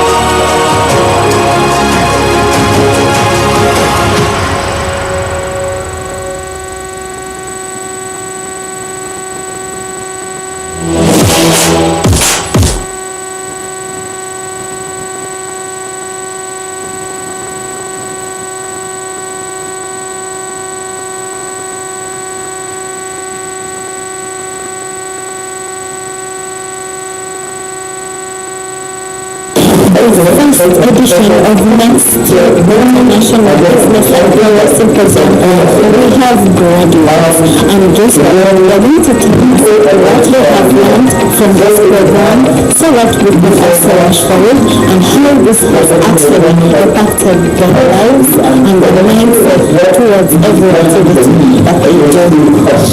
My name is Stella Powell, and what I've gotten from the next step mentorship program is one major thing that we learned from Dr. Dan teaching about the value impact of introducing yourself. Actually figured out the value I was given to the community, and from that time up to now I've watched my business grow and grow to greater heights than it was before. So if anyone is out there and you do not know or you do not have clarity about your life or your business, the next step mentorship program could give you that and so much more. Thank you. My name is Kamil Amos, and I'm one of the graduates today of the next step mentorship program. It really helped me so much to discover myself, learning skills like how to write a professional CV and even how to introduce myself professionally. Thank you. So I used to shun leadership, I used to shun debates, and I used to even sit in the back, nothing to do with being the center of attention. But right now I view leadership as an opportunity to serve others, and I look at networking places as a way to grow. My name is Gloria Kabasinguzi, and I'm a graduate of the Next Step Mentorship Program. Okay, thank you very much. A round of applause to our media team. Thank you so much. So that is the impact Future Day is creating and making in the community. We are passionate about helping young people, our generation, ensuring that, just like I explained, that they find themselves, they discover themselves, they develop that potential, and also be able to deploy it, to create and make meaningful contribution and life in the society. We have quite a number of programs, just like you've seen, and the vision is very big. This year alone, we are committed to impacting and reaching out to over 200,000 people. Over 200,000 people. And already we are en route to that. We have a bi-weekly program. It's called FD Career Talks. We run every month twice. Okay? We invite a number of people, and average about 70 people attend those sessions every week. We reach schools. A week ago, that was video. We combined about, we had a training program. By the way, let's thank Mr. Abdu Nasa. I don't know where he is. He's a life coach. Thank you so much, sir, for really supporting young people and embracing our vision. We had a training schools in around Kira area. But leaders, only leaders. We trained them. We had a big outreach that was so working on many of them. I think last year, towards its end, at Makerere University School of Public Health, we trained both undergraduate and postgraduate students on, professional development, especially on civil rights preparation and many others. And we have quite a number of programs that we are putting out there for the young people. This end of this, we're working having a conversation with Unipod at Makerere University Innovation Center. We want to introduce something for the young innovators. Okay, something about innovation, but also be able to kind of an incubation, support them in the incubation process, document innovations and innovations, then be able to support them with a little bit of seed capital around that. We'll be able to let you know about it. So we need your help. We need your support, financial advice, especially in kind. We need your professional advisory, importantly, because we recognize that we are growing, so we need your support. And just like in the video, we say that some of you guys are in certain places, certain positions, so you should be able to, contribute and facilitate some of the people to different organizations in this country. So our letters are around there. So we need people to push them a little bit further. We also need hands in like having a lot to organize programs like this. So we need hands on deck. If you're in media, you can support. If you can support in ushering, please come. But also mentors. I would like to thank Mr. Nwagaba, who is part of the mentors, Mr. Brian Kayongo, and many others who have come in to volunteer to mentor. So we need mentors. You heard that we want to create an ecosystem of mentors. So if you know that you have something that you can add to the young people, please reach out to us in any way possible, and we contribute and make and impact our society. So ladies and gentlemen, this is the moment. Somebody say, this is the moment. This is the moment. Tell somebody, give me some space. I need to, get my notebook ready. I need to get my head ready for the next session. So let me just tell you a little bit of a story. I think, I don't want to mention the year because you're going to calculate my age, but I was in high somewhere at Chila College Boutique, and the name used to pop up. It's Kayongo, Brian Kayongo, about innovation and all this, supporting innovators and all that. And I'm like, who is this man? Who is this man? Like, okay. Then, fortunately, I had a friend of mine called Brian Kayongo. He was supposed to be here. And he has the same name. And this guy used to like IT so much, robotics, and he used to come to Innovation G Village, and he used to talk so much about you. And that's when I got interested. So, but so much into leadership as it is, school. I was a scientist. I used to love sciences so much. As a matter of fact, I did chemistry, biology, and purely science. I was into leadership, and I used to love leadership. I used to engage in community activities. We even had an organization called Touch a Life Anywhere. So recently, I lost one of my best friends, actually, whom we set up that organization with. I was so hurt, but such is life. So we set up that organization. We used to go to the community and all that. But he was in IT so much, and he used to talk so much about you. So later on, now when I transitioned, I got into the market space and all that, and I used to follow what you do. And I thank God, the way I met him, I think I didn't meet him. It just came like that, okay, by the grace of God. One of the things that we thank God for, that God has given us the grace to run Future Den. God has given us the grace because we meet people unexpected, people we need at the right time. Those who are close to me, they know. When I think about something, the next 3 days, I meet them mysteriously. I just find myself, I go for a meeting and I meet people, the right people I need. Yesterday, I think I was saying that I was at traffic. I met people that I needed at that particular time. And next 2-3 days, we have a program together. So I thank God for that. That's how I met Mr. Brian Kayonga. The conversation was very, very seamless, and he has been so helpful to us. Every time we call him to come and, be part of us. Earlier this year, I think towards the end of last year, we hosted him at the FD Career Talks, and it was very, very amazing.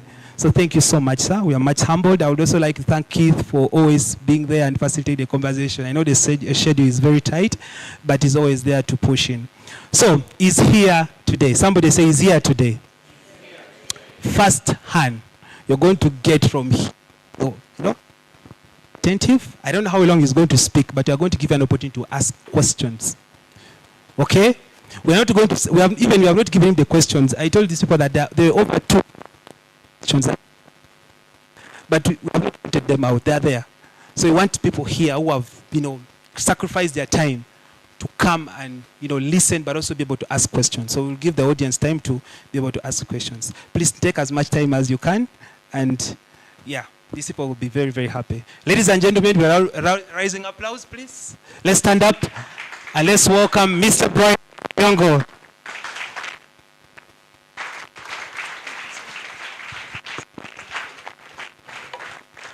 Hello, everyone. You can have a seat. Don't worry. It's for people come. Well, this seat. Some people. We have seats here. Come over. You want to sit far away from greatness, guys. Opportunity is coming. Yeah. There's one more. Yeah. Hello, everyone. My name is Brian Kayongo. I'm so excited to be here. Who's excited to be here? And I have next question I'm going to ask. So simple. It's a simple exercise we're going to do together. Who can?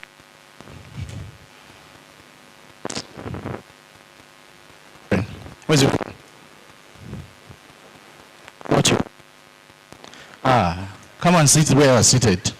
Please, please. That stranger has never been in your life. You need to change places, guys. Where's your friend? Over there. That's good. Who else came with a friend? Don't. I'm creating opportunities for you guys. Where's your friend? Who is next to you? Do you know the person next to you? You need to know their names, guys. 1 minute to get to know each other. I don't want you to be seated on this. Know what even? You have your next opportunity here. The next jobs you're going to get, business opportunities. You don't know the person. Yeah, I want you guys to know each other. Who else you know is a friend and they are hiding away from us? Show me, guys. So in the next 5 minutes, if I ask anyone that you know your neighbor, you'll be able to introduce me very well. Okay. I have more 2 chairs. I want more people to come here, guys. I have 2 more chairs. 2 more chairs. Yes. And we have more chairs. Please come, sit closer. Don't sit far.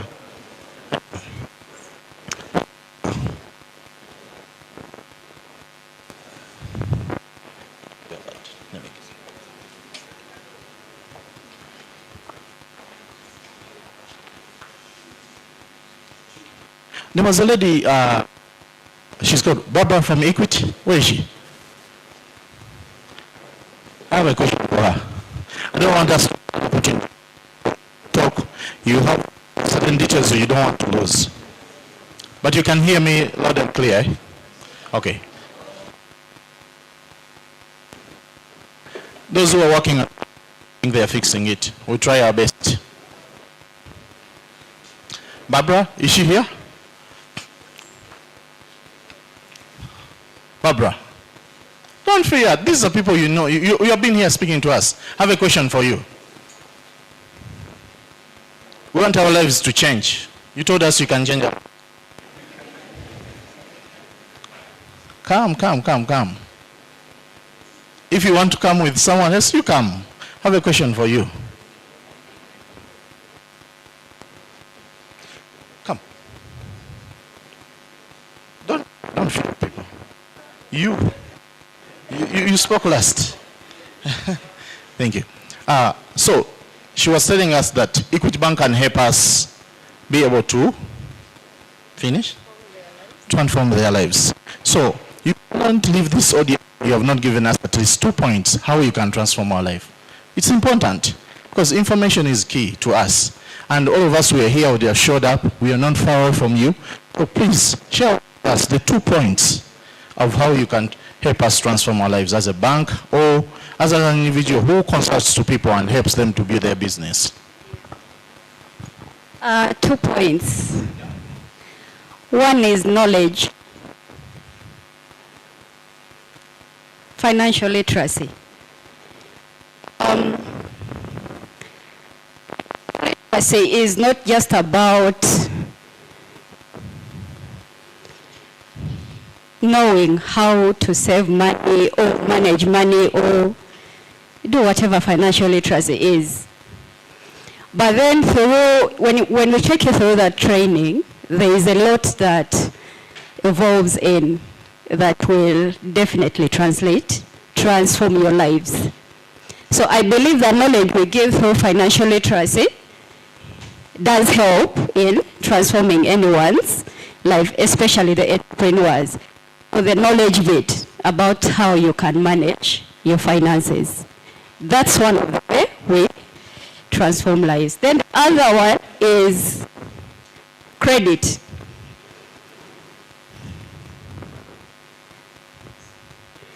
Credit does transform lives. Credit in which way?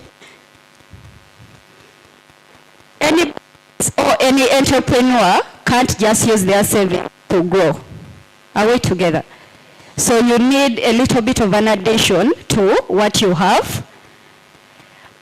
That you have to get credit that you really, really need to grow that business.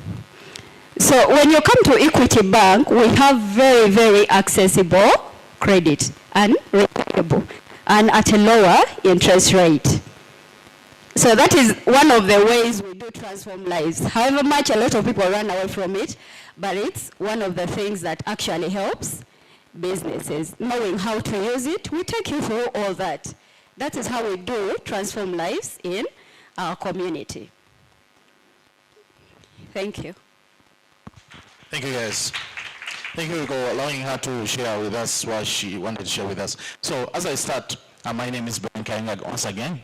And when I was coming here, God blessed me to work with multiple people. So those who are part of my team, you can stand up. Just wait for two.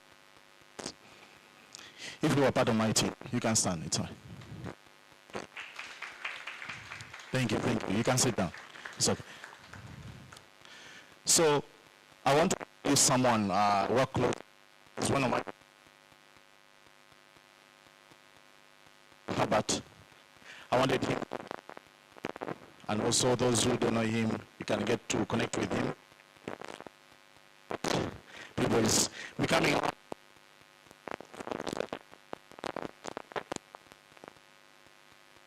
Come over.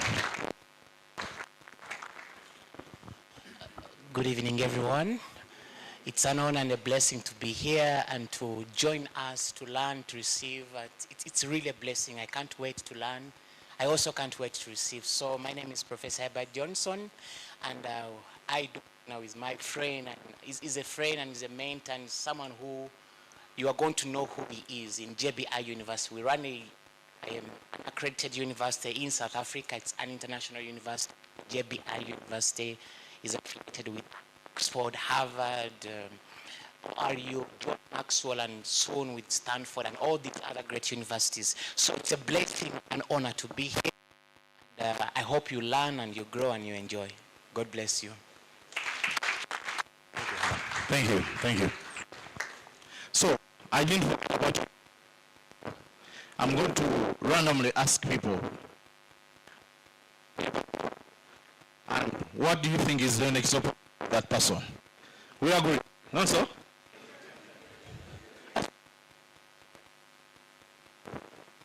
I will start with the people at the back, because I know these people at the back don't pay attention.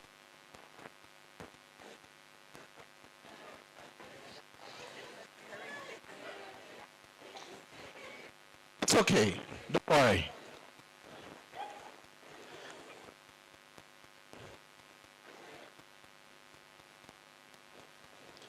Because we and build, not so? I'll start with my brother here. He's going to introduce to us the neighbor. Yes, good afternoon.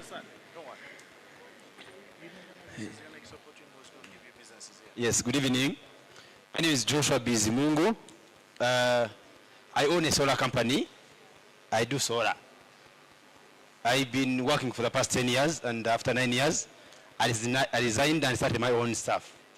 So I have my own solar company. I do solar for business, residential, and also for commercial industrial.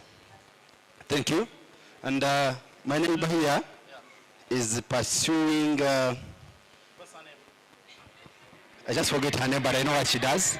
She's pursuing a career in story trading digitally by creating content. Thank you. Okay, let her introduce herself. Good evening, everyone. My name is Nachugude Keplin.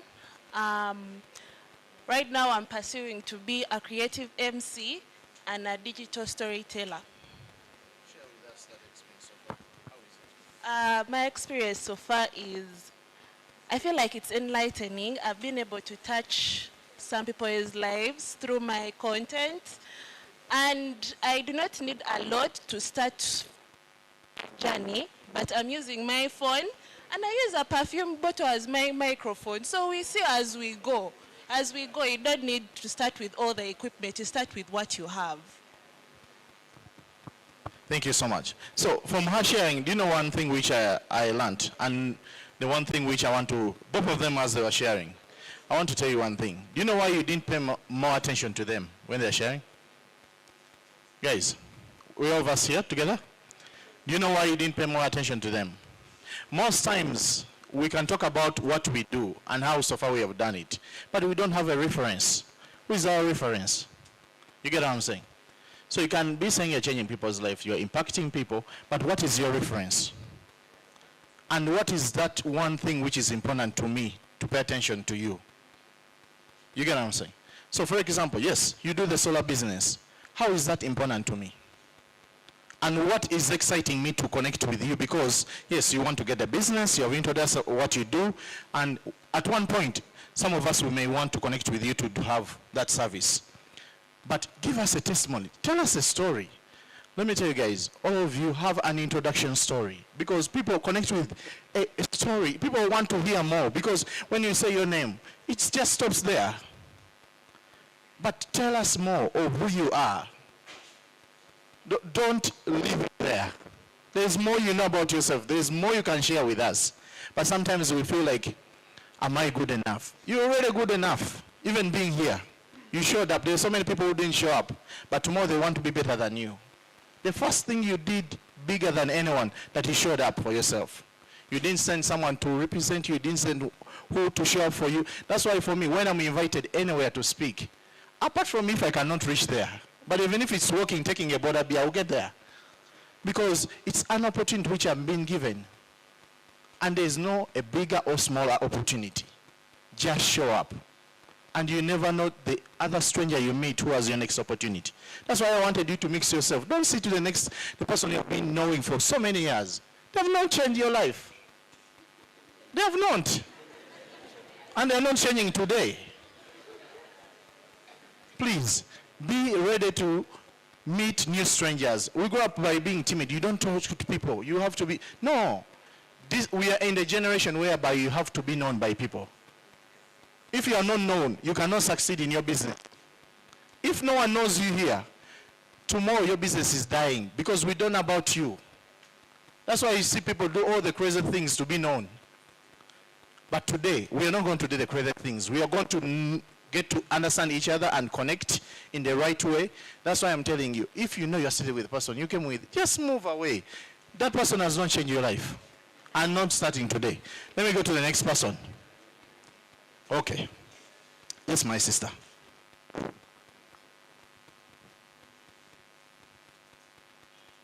Hi, good evening. My name is Mukunzi Anna Megan. I'm a student pursuing a bachelor's in oil and gas management at Victoria University. My neighbor is called Mr. Simon Peter, and he's a tour guide. Hello, my name is Simon Peter Owino. I'm a safari operator and tour guide. Hello. So my name is Simon Peter Owino. I'm a tour guide and a safari operator. My neighbor is Megan. She's at Victoria University pursuing something in oil and gas. Yeah, and I think what I would benefit from her, before I then employed someone from Victoria University. I didn't go to university, but he worked very well for me. Unfortunately, last year he left and started his own agency, and next year I'm thinking of going to university, and I'll be asking her about how to join Victoria University. Okay, so in connecting together, have you booked a meeting from a meeting? Yeah? Not Because really. there has to be an action when you meet someone. Not really, not yet. Apart from getting to know someone. So, if all of you, I know you have been introduced to each other, like you know your next neighbor, all that. But book a meeting from that. Tell them I want to have a group. We'll go for coffee, we do what? That's the next opportunity, you get to know them better. You get what I'm saying? Business, as she said, Barbara. Thank you, thank you. Let me ask other people. Who's ready to introduce themselves and tell us what they do? You're ready, sir. Thank you. Yeah, good evening, everyone. I'm Agre Akampumza. I do branding and printing. I'm the one who printed that backdrop, the pull-up banner. Yeah, so if you like that, you can have my contacts. Good work, I think you can see. And of course, Sisela, yeah, Kwegamba. So my neighbor is called Sheila. She deals in insurance products. Yeah, so if you have any sort of insurance, please contact her. Thank you very much. Yes, we want to hear from Sheila. We want to hear your voice. Good evening, everyone. I'm Sheila. Okay, my neighbor, it's so strange that he misread what I do, because yes, I get you, but right now I help tech companies troubleshoot their applications to identify the bugs. In short, it's called quality assurance analyst and data analyst. I also help FutureDen to clean their data, and also that's how some of you get calls from us. It is because that data has been cleaned and analyzed by me.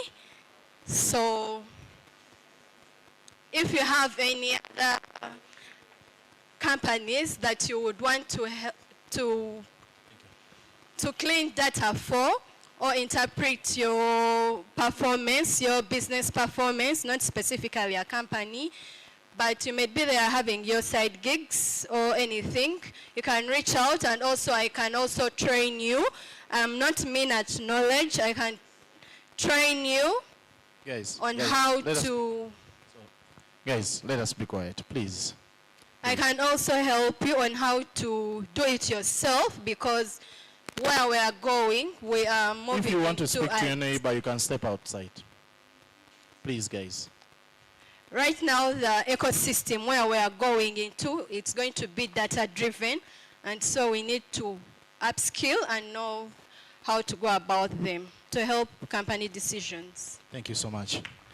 So, guys, do you know why I'm doing this exercise? I want to assure you that every one of you can speak to us. There's nothing special for the people who have come over there to speak.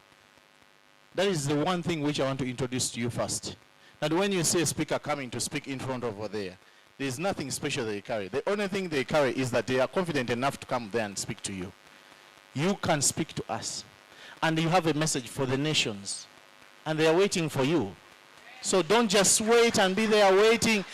You cannot speak. You can speak. Okay, let me go to the next people here. Yes, sir, I want you to introduce yourself, and you introduce to your neighbor. Thank you. Thank you so much. Ronald Brian Semagwa is my name. I am a financial services consultant. I do exactly what my colleague Barbara does. Barbara, who was teaching us earlier. My neighbor here is a teacher.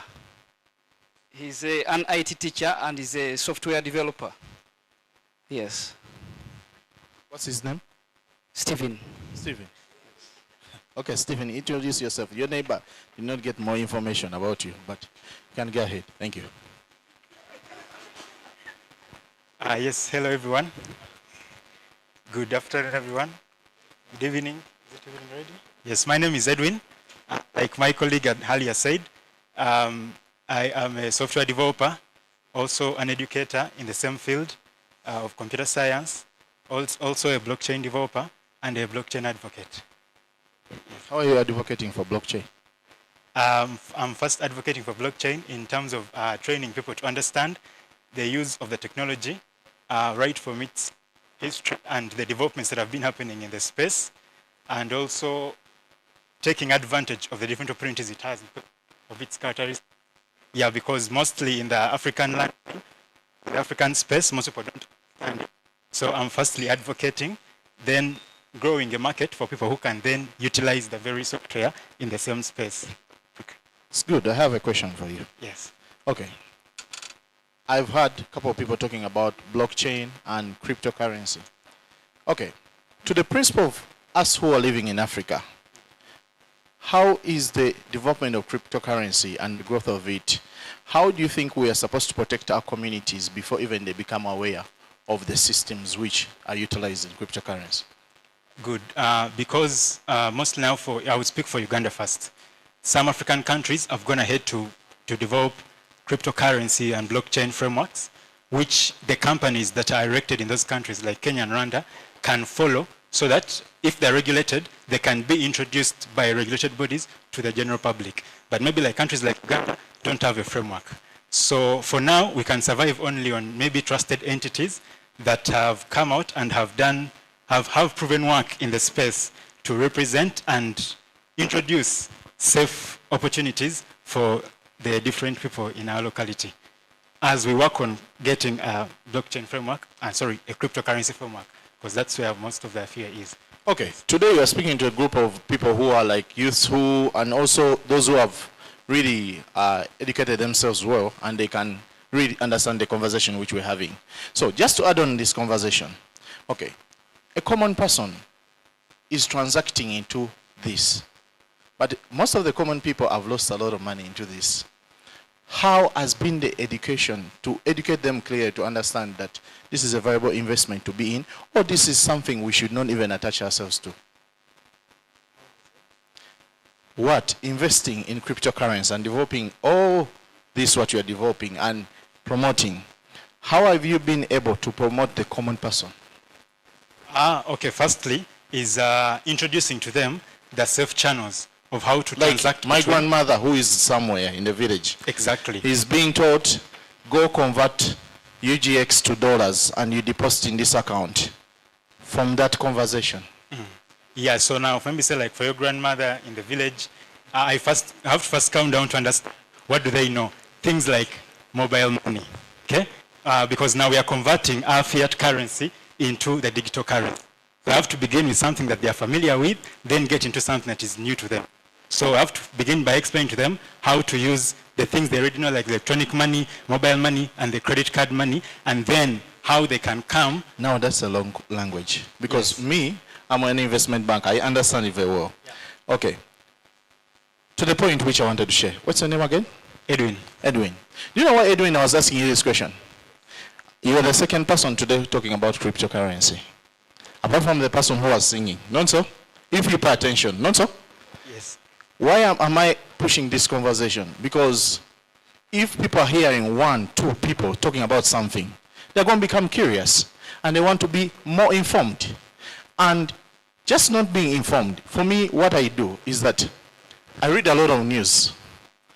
And I think the rightest point, if you can read the news, especially so many Ugandans have lost money with the currency. And being an educator, every time when you speak something, you need to know how do you protect the audience. So you're sharing with us, but also as you're educating us, how are you protecting us? If we know this information, how are we going to use it? And how are we going to be safe? I understand. That's what I was trying to do. Like a common person. How are they protected? Okay, number one, if you are to protect your assets in the crypto world, you have to first understand the safe digital banks which you can keep your money on. banks like Binance and other different exchanges that already exist globally. So if I'm speaking to an audience, if I'm speaking to the audience about the same, the first thing I introduce them is the safe digital banks where they can firstly keep their money. Before we talk about transfers, before we talk about investments, we first talk about how we keep that money and then how it's operated. Then we can then further get into different safe investments that they can make also. Thank you so much. Okay. You didn't even bother to introduce your neighbor. At least introduce your neighbor. They introduce you, then you introduce a neighbor. Yes. Yes. She's scared that I'm going to choose her to speak. Don't worry. They're just introducing you. Yes. My neighbor on the right is called Martha, and she's pursuing a degree in computer science also at Mary, and she's also a brand strategist and a communication specialist. Have you booked a meeting from a meeting? Yeah, I've already had a couple of meetings there before, so. Okay, thank you. Appreciate. Yes, let me go to the next people here. Don't fear, everyone will speak. Yes, how are you doing today? Good evening, everyone. I'm fine, sir. Thank you. Yes, my name is Susan Farida Mwebaza. I'm a lawyer by profession, an advocate. Praise the Lord. Okay, I've helped quite a number of people, especially in the law of inheritance, to help people pursue their property or in case they were deprived, because I've encountered quite a number of people finding problems to have what belonged to theirs when they lost their beloved ones. Maybe they were taken advantage of maybe the elder siblings or relatives, yet they were not really the direct beneficiaries. And also in corporate and commercial, or quite a lot anyway. My neighbor is Witonze Rebecca. She's a student at MOOPS. She's currently pursuing finance, and she's volunteering at New Ideas Guest House. Thank you.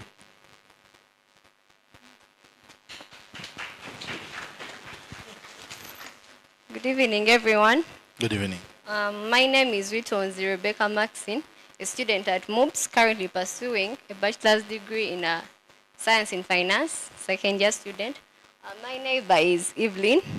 She has a company that deals in selling Christian material, the Bibles, any Christian accessory she has. Have you booked a meeting with her to Yes. get see how you can work together? Yes. Quick question. Why did you choose finance? Why I chose finance? I chose finance, okay. I wanted that I love money, but... All of us, we love money. Who doesn't love money? Yes. Okay, I love money. Yes. And I enjoy doing things that planning. When you're planning, like for a company, seeing how how they're running their finances, and we all know that finance is the bloodline of any business. Yes. Okay. When are you finishing school? My last semester will be in 2028. Then I'll graduate in 2029. Then you graduate in 2029. Yes. So, let me ask you a question. So when you finish school and you graduate, what is your plan? Academic-wise, Yeah. okay, my plan, Or even before. I had planned to start on something like a CPA, but then I'm still contemplating, should I do CPA or CFA? Yes, but then I would also want to pursue a master's that area that I graduate. Working for someone or working for yourself? I intend to work for someone to gain the experience and skills for at least up to... Why are you not starting now? As my neighbor said, I'm volunteering at New Ideas Guest House. Yes. So you work there as what? As I said earlier, I'm still dealing in finance. Still doing in finance? Yes. Thank you so much. Thank No, it's okay. Do you know why I was asking her? Because most of us here, you're going to find most students are going to tell you, I'm focus on school. I'm studying, I'm learning. After school, I'm going to graduate and become a problem to us that you are looking for a job. We don't have jobs. The thing is like this. Study as you build your own job. Build your own business. You are the business. No one has a job for you. The moment we will change that culture that you are the business, you are not looking for a job from someone, you will see how your life change. Because most of us, we wake up every morning and saying, I'm looking for an opportunity to get a job. No one has a job for you. Please, just understand that. People just take you in because you have value in the marketplace. And how do you create that value in the marketplace? Because you have positioned yourself that you are your own business before they take you in. You are just part of that business, which now makes that business bigger. Don't look for a job. No one will hire you. Everyone will keep on chasing you away. I'm telling you. Yes, please, my brother.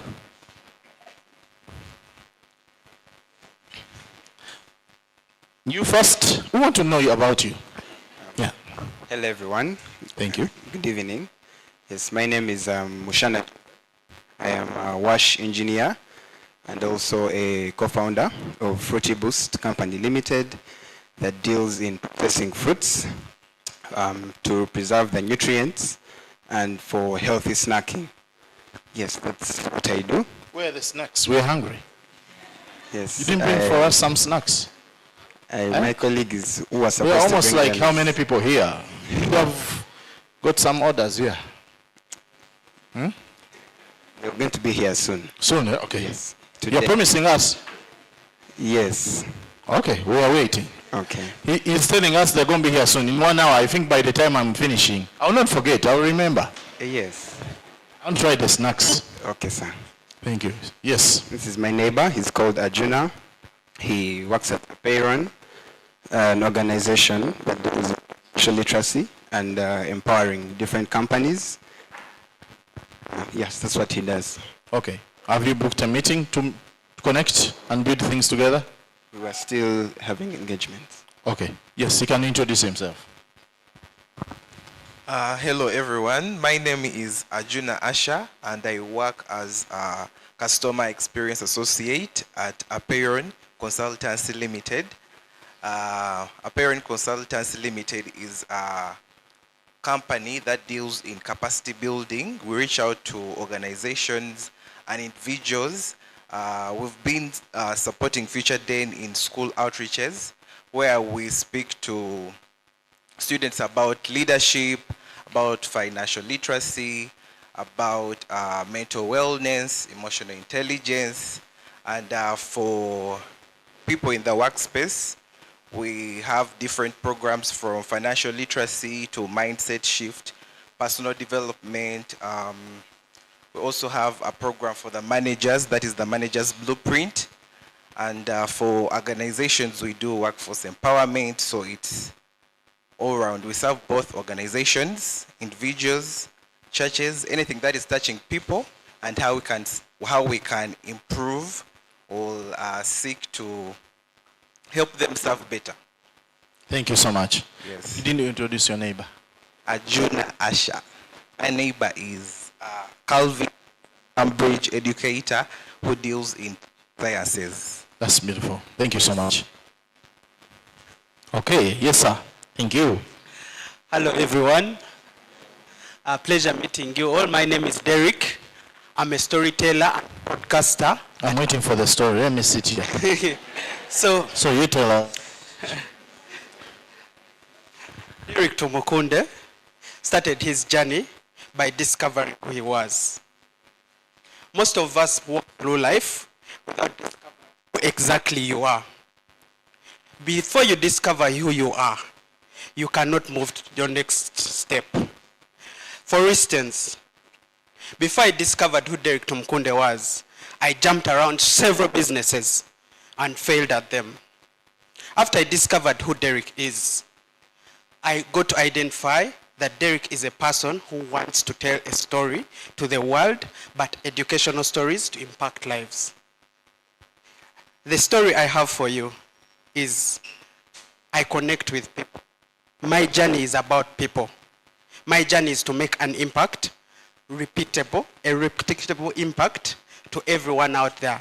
So if you know you have a story that burns up in your chest, deep at night, that you do not know who to talk to it, you talk to the right person, who is Derek Tumukunde. Come, let's learn and achieve our next dream together. Thank you so much. Clap for the, please. So, Thank you. I didn't introduce my neighbors. You're going to introduce them. Yes. We have Tyra. Nice. She's Airtel. She does some work for Airtel customer care. We have amazing Paul. Paul, he's into tourism, but specifically community tourism. Beautiful, beautiful. We have Roland.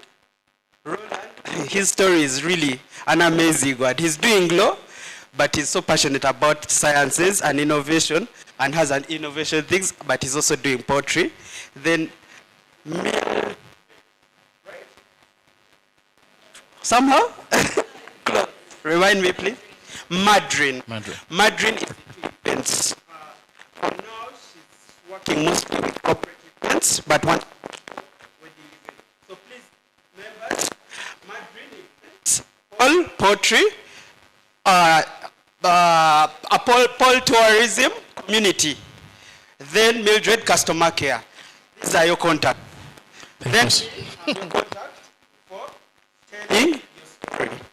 Thank you so much. So you have heard how he introduced himself. That's how I want you to feel about introducing other people who are seated next to you. Because you become a family. You become a team. Now they are comfortable. They will be learning together. If someone does not hear something, they will be willing to share. And they have a quick discussion. I like this. God bless you. Thank you. Thank you. Yes. Yes, sir. Hello, everyone. Good evening. My name is Joe Abel Noel, an irrigation engineer. How many of us know irrigation? An irrigation engineer. So from the basics, irrigation is getting water from your water source into your tanks and by pipes with them in your garden. As we have seen, the climate change is unpredictable, right? Today it's raining, tomorrow you have the sun, and when you have the sun, you're crying, but God has given us the sun, renewable energy. So we are able to tap into that to ensure that you have seasonless cultivation of your crops. Right now we are handling projects.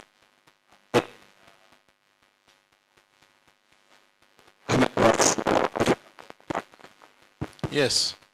I'm heading at Africa Coffee Park, 50 acres of coffee. Praise the Lord. And we have handled both small scale and large scale. So, but this is my advice. Don't go for irrigation if you're not ready to do it with passion. Why? Because you blame us. You'll inject in a lot of money and say the system is not working, the profits are not coming through. So the challenge we have faced is that most people want to invest and stay in Kampala. I work in remote areas, Karamoja, Ntungamo, so I'm not a city person. My friend here is... She's your friend now? Yeah. Introduce. She's my friend, Michelle, and she's a graphics designer, and Beth is a student. Okay. Yes. Didn't get to say hello to this. And Matthew is a teacher, and he helps those who want to develop their CVs and improve them, and he's also an ICT expert. Thank you so much. Thank you. You know what, one thing which I realize, once again, the people here in front, they got to know the whole line, they right, left. Over there when I was there, people only know one side. But thank you so much. You know why I did this exercise? I wanted us to get to know each other and get to understand each other. And this might have been the opportunity for us to get to know you. So that's why I do this exercise. I don't want you to be in a crowd and you are there like, I want to speak to these people. So randomly, it was the opportunity for us to get to know you. Randomly, it was the opportunity for us to get to know even what you do and how we can partner with you, work with you, build with you. And that's what I dream about, to have a group of people, a family, which will build together. You see, they're talking about 1 million people. You imagine 1 million people have the same ideology which we are having the conversation here today. What will happen to the world? That is the Uganda, that is the community, the nations we want to build. So I believe in that, and I strongly know that where we are going to even do far better things. I want to tell you one story. Most of us, we want to be entrepreneurs. And most of us, we want to start businesses. And we're asking, okay, how did that person do it? The one thing which I want to first tell you first, by even just understanding how that person do it is not even the major thing. The major thing is like, what can be your story? Because there's a lot of hidden things behind you which we don't know about you as you're creating your business. There are some weaknesses, some strength. But all of us, we have grown in 2 stages. Right now you can be 20, 30, 40, whatever age you are. But you want to try to build a business. There's been a journey in life. At 20, ask yourself, what was your life at 20? What was your life at 15? What was your life at 30 or 40? Then the next question, where did I grow up from? Because that is a determination in so many ways. You may grow up in a structured family. You grow up in a family which everyone is independent of themselves. Because if you can ask some people, they can tell you, when was the last time you communicated with someone from your family? They tell you, 2 years ago. So it happens. Or you can ask someone and tell you, every day I communicate to my family. You get what I'm saying? Because sometimes when we're building something, you want to start a business or build something. What you are building, you're not just building for yourself. You are building for people even to consume, or you are building a service for us. You come to serve us and we enjoy your services. But there has to be that attachment which results from that. That's why you see a product and you say, why is that product not moving? Because behind the scene, the person who is really selling that product, or the person really introducing that product in the marketplace, their story is not clear to themselves. They have not really understood themselves. That's why we start and say, I started this business, it refused. Because there was something part of the business you did not understand. There was a story behind the culture, how you grew up, and how you have developed in life, which you skipped a certain stage. You know that? Who believes that? Because in creating a business, you're going to create a culture in a business. Not so? A business cannot have a culture if the founder does not have a clear culture where they grow up from, or a clear identity. Not so? Sorry, it's so hot inside here. I'll ask a question, just someone randomly. I'll ask you a question. Who has a business? A service business? Yes, come. I want 2 people. Who has a service business? Come. Thank you. So these 2 here, they have a service business. I want you to introduce your service businesses to us. Then I'm going to ask the question, which is going to lead to our conversation. Yes, introduce yourself. Thank you, sir. My name is Kawacha, and I run a publishing house called Elisa Press. We have offices in Brooklyn, where my co-founder sits. Then I am here in Uganda, and I set up a presence in Nairobi. And we're looking for all the ambitious Africans trying to write books and do them as good as Penguin or HarperCollins or Shift. And we're doing everything we can to make sure you get what's America here. And we distribute for you, including in the bookstores in Nairobi and Uganda and the West. Thank you. Thank you.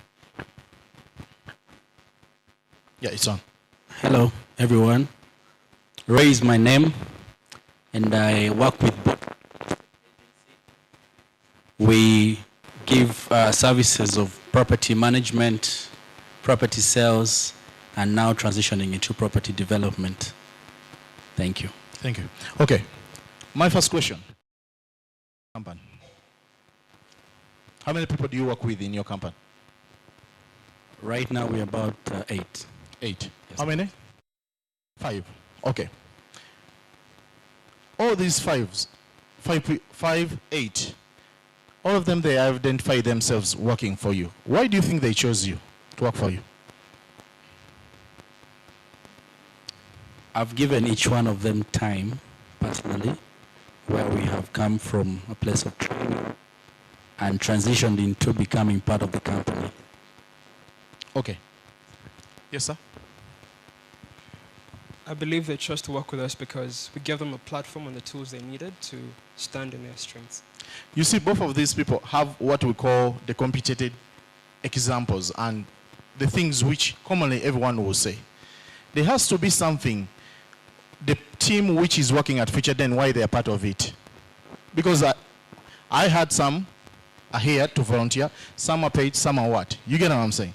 There has to be a culture which drives you to that part of you working for that team. Not so? Who agrees with me? Okay, so I want you to find that key point why you want to work for that company. What is that culture you have seen there, which you feel like in the next 20 years you will be in the same place? Because most of us, you know what happens? Yes, definitely we're going to get opportunities to get jobs. And we're going to get also opportunities to start businesses. But there's a culture we have not developed. That's why you see our businesses die. That's why you see our businesses are not able to grow. What is that point of a culture which you have seen? Which you wake up in the morning and say, this is the culture. I'm going to give you mine for my businesses. And it keeps you growing and driving yourself. Yes, tell us. Maybe I can begin from the spirit that drives our institution. That's good. One of the things that I've been doing a lot of work in East Africa. I've been management consulting for 7 years. And I've been working with a lot of, let's say, executives. But many of the good people that are very good here have not shared their knowledge. And many of the people in the West that are very good are always sharing their knowledge. And one of the very successful people I worked with passed away very suddenly. And I thought that's how we have lost an entire library. And those who try to write books don't do it very well here because they don't have access to the best of the best. So my co-founder wanted to do a book, and he told me about it. And then he also saw the underrepresentation that the Global South is facing because the good people over here don't, let's say, contribute their work up there. And so he said, we need to find a way to make a difference. And so because both of us are driven with a love for a change in the way things are done, we want to make sure that not only do we help people do books well, we help the Global South contribute their knowledge to the global wealth of knowledge. For example, everyone who writes with us gets their book taken to the US Library of Congress, cataloged there with an LCC. And what that does is it helps us give everyone over here a chance to put their work where the rest of the world is taking their work. Okay, so in summary, you guys want to see everyone's voice out there. That's the culture you develop. That's the point in which I'm trying to, because most of us, we are doing business. But for me to be directed for you to understand even why I should be part of your business, you take me 1 second. Why I should be part of you. Yes, you can answer. Thank you so much. Simply for us, it's a mind of redefining the real estate industry, especially in the part of Africa, because many of you have experienced perhaps street brokers, agencies, or agents, mostly independent agents. These are people who will take you for a ride, perhaps, through the city or through the neighborhoods, and you realize at the end of the day, the time you spent with them is not connected to the value that you maybe that you're seeing that is in the payment that you give them. Yes, sir. I want to understand your culture of your business. Yes, sir. My point is that we have 1 minute, we want to understand that. Because let me tell you something. Yes, sir. sir. All these people here, they have things which they believe in. And by just you presenting those things they believe in, it's what triggers them even to pay attention to you. What I really want to say here today, and what I want to say today, is that you have this small moment to win someone's mind or heart, to be focused on you, to take the next opportunity with them. If you can take long to explain to them, they are going to lose you. They will be just there listening, but they are not going to be focused. You get what I'm saying? That's why you see me. I don't just sit here and I give you all, I have all 10 pages here of things I can teach. But I realize this group of people here, they are not interested in these papers.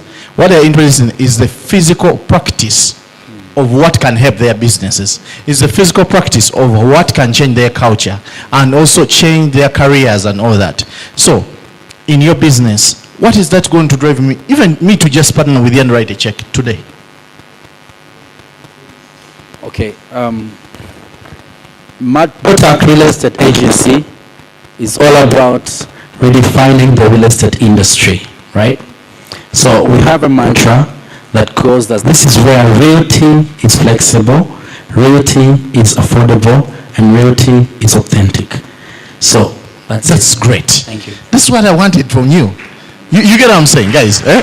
It has to be simple. Like, I'll tell you guys, for example, me in my healthcare business, which I run with my wife, it's simple.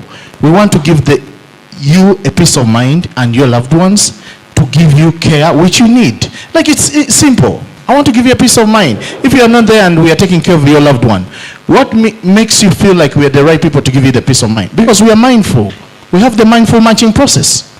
We are going to choose the right caregiver to take care of your loved one. Simple. Someone is not interested. They're trying to say, okay, what is the next process going to happen? That's what I want from you. Because you have one shot on that person.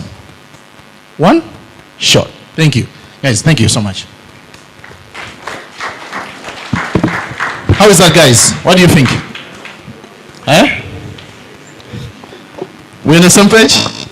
Okay. So, to continue with the story.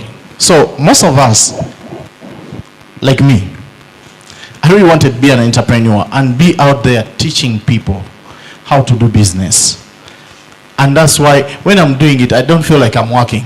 I do it because it's something you can wake me up from sleep and I can build for you any business plan you want.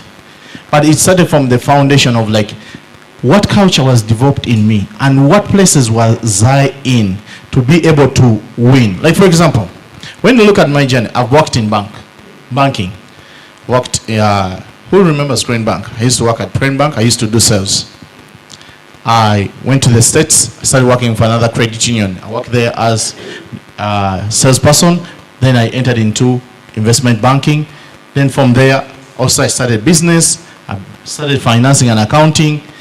So it's what? What am I trying to do there? I'm trying to educate myself.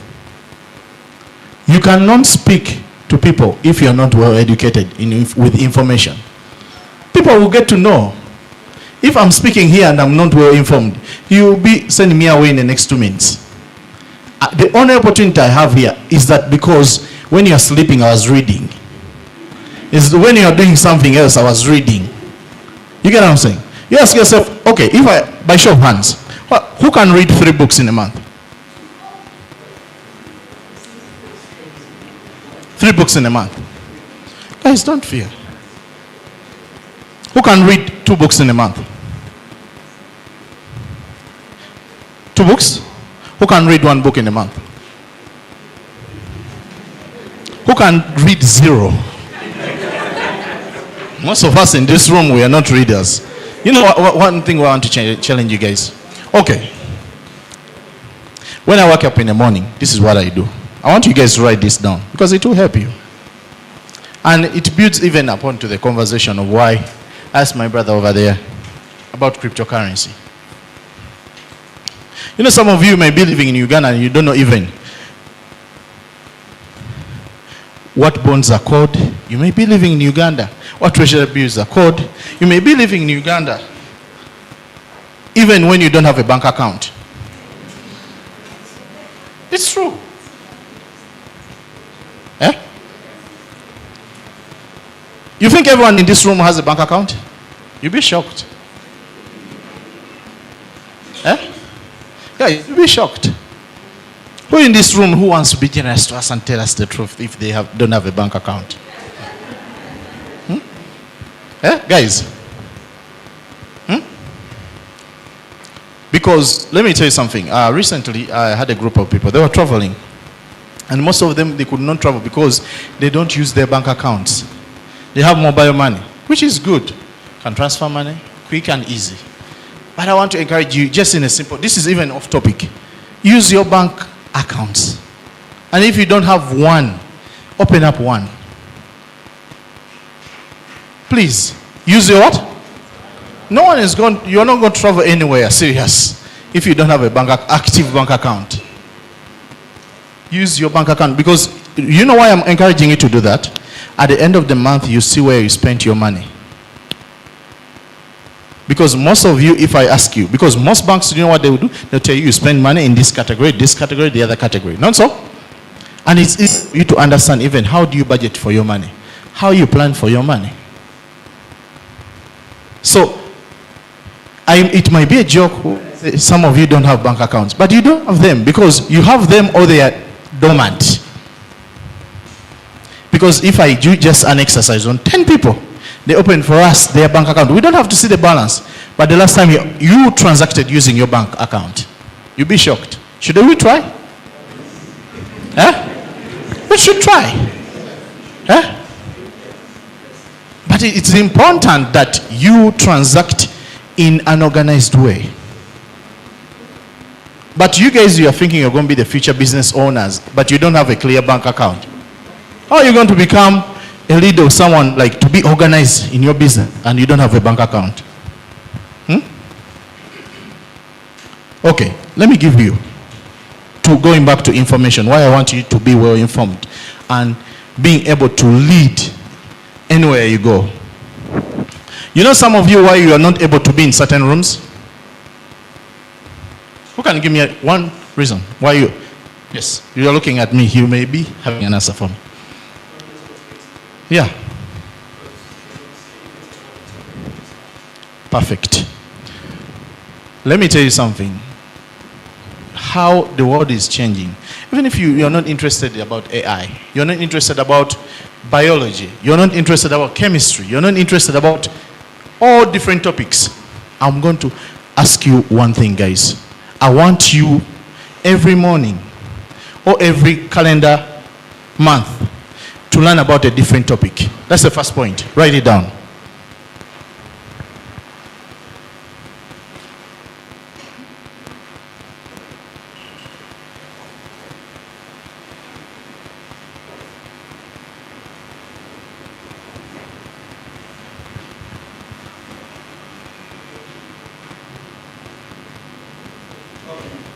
Let me explain to you that. This is what I'm going to say about that. Why am I saying every calendar month you have to learn about a different topic? This is it. First, what are the first fundamental basics of information you should learn about? Who knows that?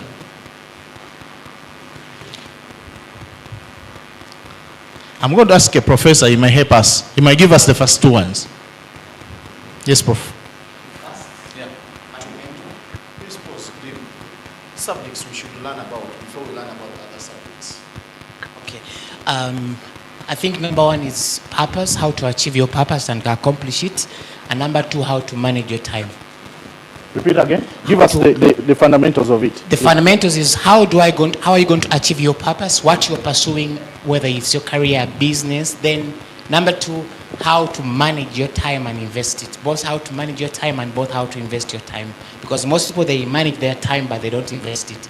You are well organized, you wake up, you read, you fulfill your day, but it's not adding out what you want to achieve. So I believe those are the most fundamental. Thank you. Thank you. Just add on that. Let me share with you. Prof, how many people work for you? Yeah. Yeah? 80. So Prof has 80 people behind him working for him at the university. How much hours does Prof get from those people? You get what I'm saying? So you have to understand this, guys, that every person who works for you or every person you work for, understand you're contributing what? So the first topic I want you to learn about is time. Understand how time works. Because at the marketplace, we are compensating you for the time you're contributing towards us. Who are business owners? You as an owner of the business, your value starts from the time you contribute to that business. That's all. And the second topic.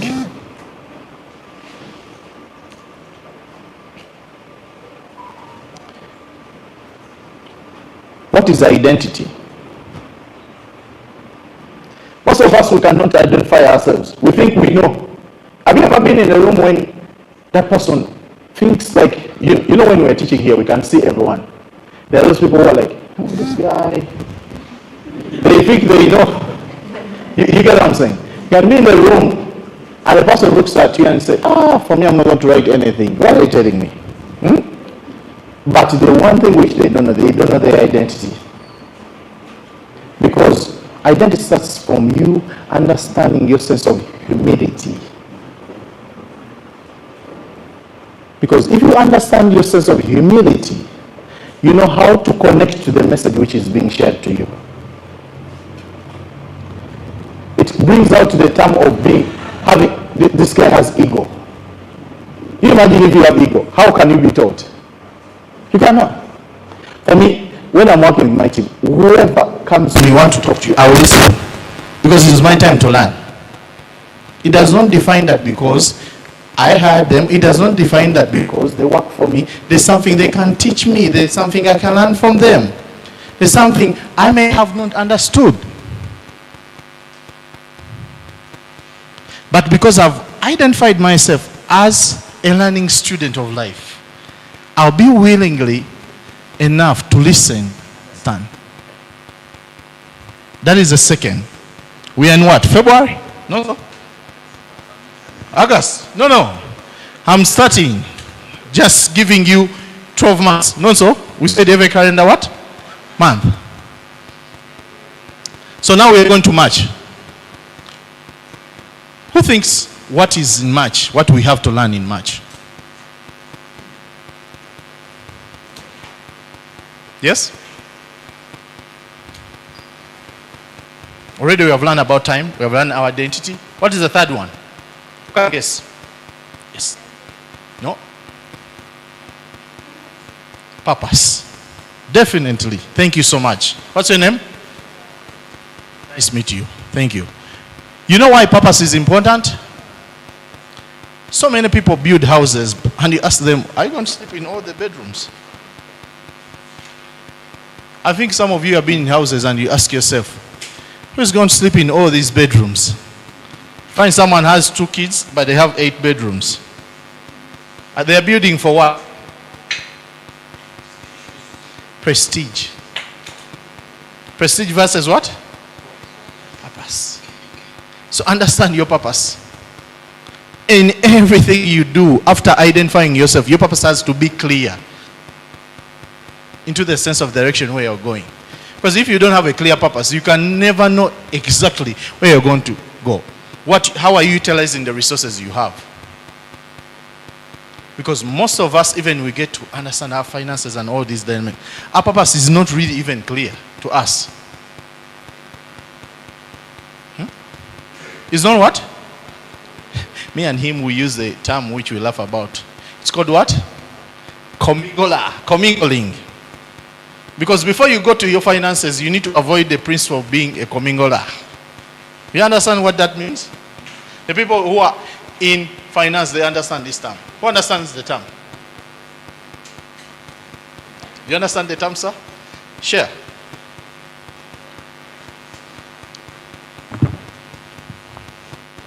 This is the first thing which killed my first business. Thank you so much. Yeah. Commingling means using money meant for a different identity, a different entity. Yeah, entity. And you use it to do work in another entity. For example, where I lead at B&L, we have a construction part, we have that healthcare, we have communication, and we have studios. So you find that if we do commingling, you find that we shall get money from the microfinance and we do the construction. We shall get money from the construction sales and then we do the money lending. So it is what he's trying to mean. Thank you. After a while, what will happen? One of the business will die a natural death. You get what I'm saying? So every time when you have funds, or every time in anything, if you do not understand the purpose of why even you are doing this, because there has to be a purpose. This business is made to do this, and it has a clear path and its purpose. So the funds for it should not go into the other business if there's no proper tracking of things, because you have really clearly outlined the purpose of why you are doing this. You get what I'm saying? In banking, banks do not want commingling. They know that. You get what I'm saying? So I want you to be able, you are bankable. So that the bank does not seem, what is your exact money? Because you imagine, from company A, you're removing money, putting into company B. How would the bank really know where your income is coming from? Because I heard here, the bank was teaching you, showing you how they can get funds. Those are the small details. Why they will not give you money? What we call the small blueprints. You get what I'm saying, guys? So we're going to which month? April. Who's giving us April? Yes.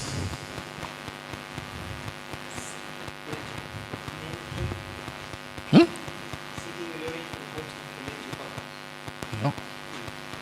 Who else? Yes. Somewhere. Couple months there. You're coming there, June, July. Yeah. Yes, guys. Somewhere. Yes. Purpose will help you have a clear vision.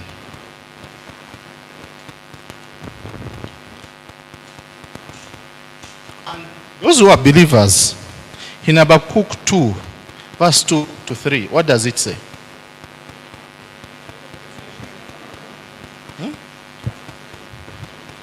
God gives you what? God gives vision. Check it out, guys. Who can read for us?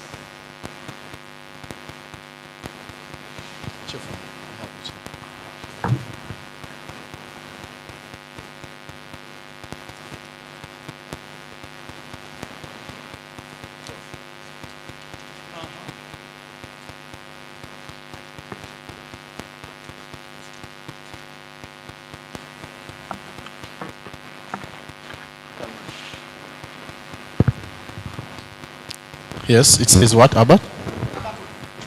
Verse 2 to 3 is every great business begins with a God-given vision. Or trying to read out the context. It says every great business begins with a God-given vision. So vision attracts people, it attracts investors and opportunities. So you need to focus of what vision has God placed in you. And Habakkuk 2 verse 2. Thank you. Yes, simple. God is in this. God wants you to have a clear what? Vision.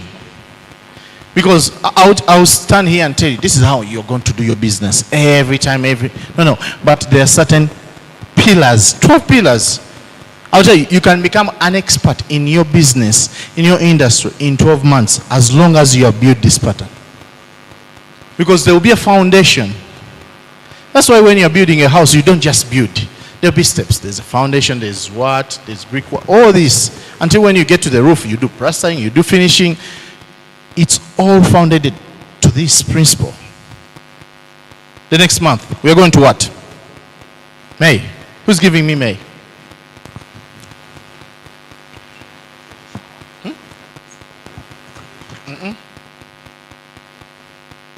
Who's giving me May?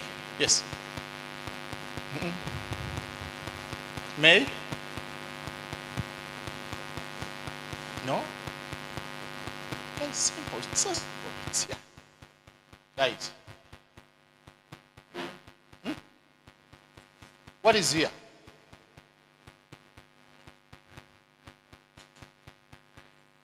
Yes.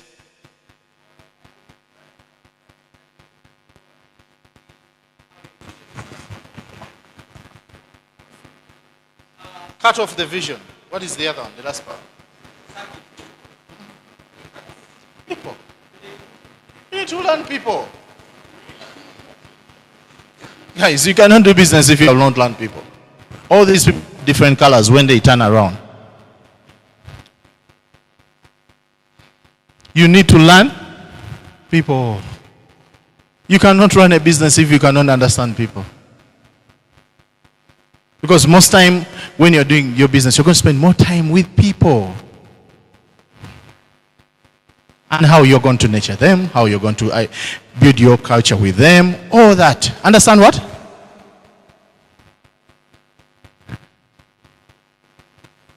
Who does things by themselves? No one. Everything which we do it with what? So, in May, go learn about people.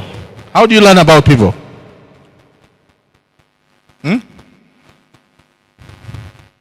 By learning about people, you're going to be able to build what? Second? Trust. Teams. You see how broad it is, like in learning about people, even you can spend 2 months on it, even lifetime.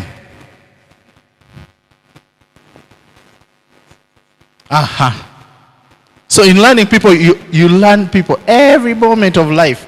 Even today I'm learning people. I'm learning years here. I'm learning how I can connect with you, how I can relate to you. So learning about people is one of the major subjects. Even it covers some, because you cannot do anything without people. In anything you do, you have to learn about people. Even if you are selling a product to someone, you have to learn about how they consume, how do they feel about it. Not so? Okay. Which month are we going to? June. That's June for me. Now you know about people. Yes. What will be the next thing?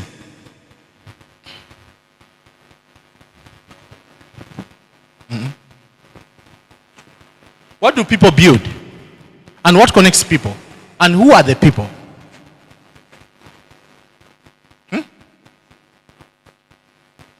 No? It's close. But it's the term which I want. No. After people, what is next? What? No. Guys, you're close. You're around the answer. It starts with F. Give me answers. No.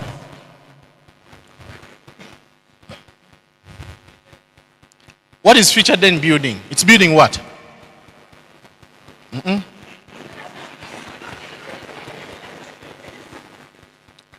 Before faith, there's something.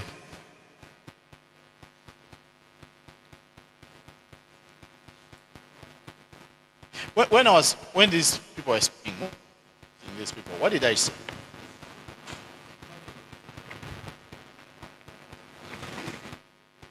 Guys, you build a business as a family. You don't build anything in life you build. After knowing people, you need to understand the dynamics of a family. It is so big. The dynamics of the family, even it shows you so clearly. Even when you come to big organization, you see that they have a CEO, they have what. So when you go to family structures, what do you have? Father, mother, have children, then they have their relatives, then they have what? You get what I'm saying? So it's understanding those dynamics principles which cover what? Family. How the family works, how the family operates. Because if you don't know about the family and you have a vision, do you know how do you connect with people? You need to understand that they are no longer now going to be just strangers in your life. You have to build a stronger relationship with them. But that relationship is beyond just a relationship. You have to build something, usually you call a community, but it's a family. And there are certain principles which govern that. When you create a relationship with someone, you need to understand this. What is the foundation principle of that relationship? In which way? Have you been introduced to that relationship? Or you found that relationship? Or have you got into that relationship because there was a connection or communication made to you? You get what I'm saying? There has to be a root.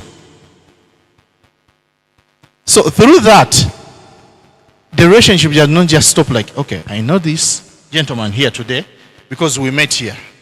Now it's going to be beyond me meeting him here. If he wants to take it further, he is going to find out more about what? Brian. What I do, how he connects with me. I will tell you one thing about Paul. Paul, you can then say no to him. Do you know why? He keep on finding you everywhere you go.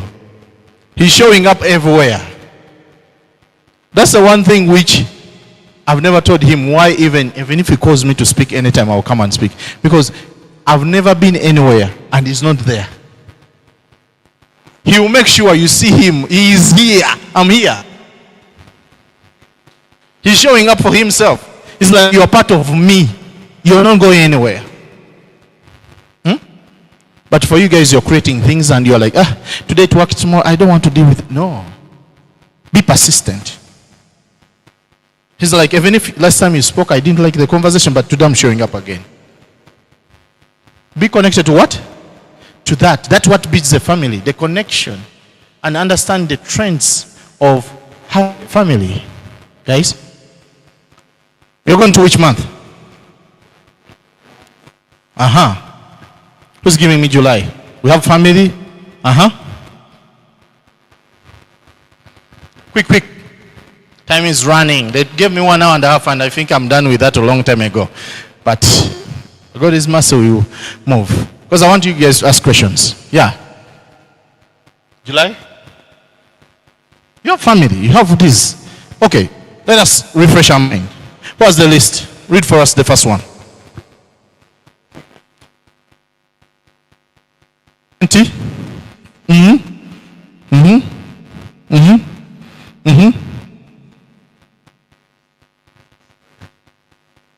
Did you read my notes?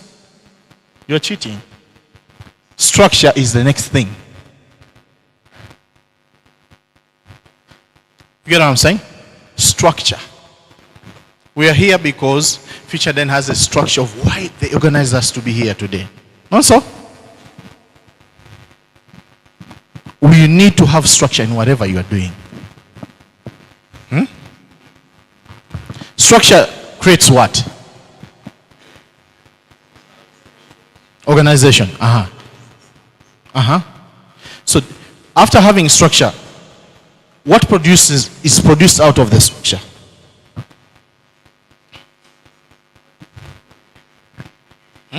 Someone said that, which I was saying, which was going to be next. Next answer was here. You guys said it, and I said it's around July something.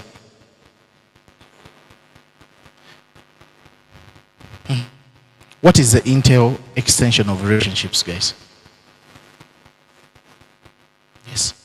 Okay. So we have what? Trust. So the next month we're learning about what? Trust. Guys, these are simple terms, but you sit down one day and you ask yourself, hey, if I don't know how to trust people, because who is going to come and build for you when you don't trust them? Everywhere you get a job, you are trusted. Everywhere you get a job, you have trusted them and they also the what? And what keeps that trust?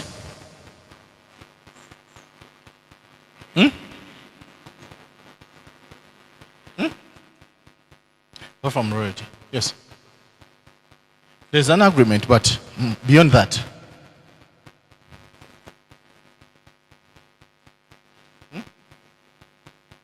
Integrity. Got it. No one can send a relationship if they don't have what?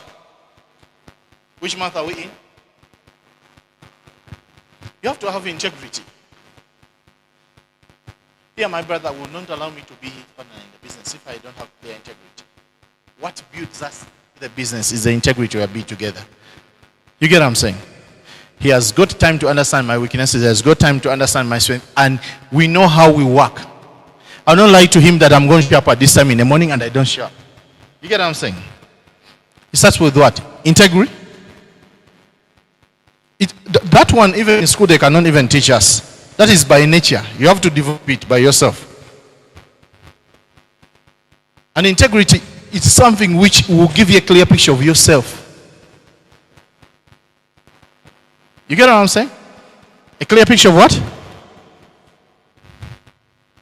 You have to have integrity. You cannot win in this world if you don't have integrity, guys. Integrity is the key fundamentals. These are simple examples. Read for me this, Prof. Yeah, he's going to read for us this one and that one. Yeah, read for me. Please. Right. The integrity is more valuable than quick profits because trust is the greatest business asset you can ever have. Then we have what we call stewardship. All that First stop there. Let me give you an example. With the integrity, it can get you into any place you want. Because let me tell you something. Have you seen those people, like sometimes they work for so long and you don't see any change in them, but they have kept their calm. They're always, when you give the guy 100, he brings you back the right change. You get on? What is that going to build? Stewardship. Because I cannot trust you with stewardship. I look at it as like I'm looking at my future. As you're building all this, you're looking at up to the, let me say you're long gone. What is going to be seen of you? We have seen your integrity, and now you're given stewardship to be able to do something. That's stewardship which is given, because no one is going to empower you. Because when you come to work and you work for someone, you know what is going to happen? You're like, I'm there, I collect my check, I do my work, I go. But have you been able to take on stewardship or something which is beyond what you hired for? Something when I look at you, I can say, hey, I can go away for a month and I leave you in place. What is the character of that person has to carry? What is the way I have to look at that person? All the other things I'll look into that person which I've given you to learn about before I give them what? The stewardship of anything which you're building. Because like I'll tell you, all of us will reach a time when you get tired. All of us will reach a time when you need to get fired. Work by yourself. You have to get others. But the only way they allow even take on stewardship for you is that by understanding that also you carry these characters and as they have learned them. Do we agree? Yes. So, we are in which month? We're in September. October? Guys, so we have. I know that. Some people have 9, some people have 10. What was October? Okay. Guys, the other thing which you need to learn about is how do you choose someone to mentor you? How do you choose someone to mentor you? Because most of us, we want to get information from people. How do you choose someone to become your mentor? That is it. That's what I'm trying to say. Because that is going to guide so clearly your next steps after that. Because you know why most times you're looking for someone to mentor me. I'm looking for someone to really take me on, to teach me to do what. Do you know why they're not taking you on? Because you have not done all the other 9 things I've told you. By the time they have a conversation with you, they have evaluated all the 9 things. No one wants to carry an empty sack.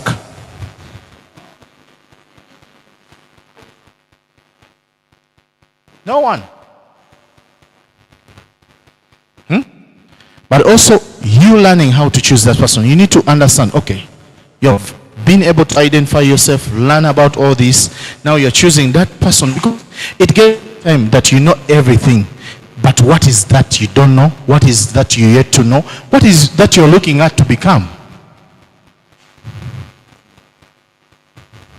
Do you agree with me? Because most of you are always like, I need to find someone who can mentor me. I need to find someone who can teach me this. They're not going to choose you because you don't carry certain principles. 11th month. What do you think we should start from there?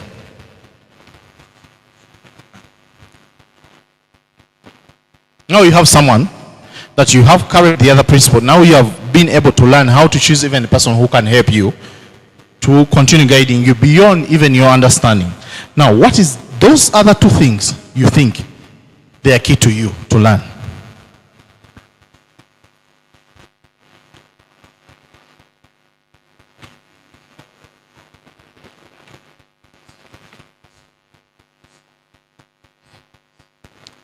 That is last one. Give me the first one. No. Before that one. Our last point, you had it, the 12th one. But there's the 11th one there.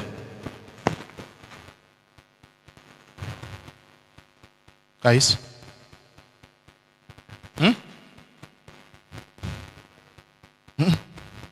Guys, you know the next one? Yes. No, not yet. Guys, you have someone now supporting you. Imagine, now what will be the next?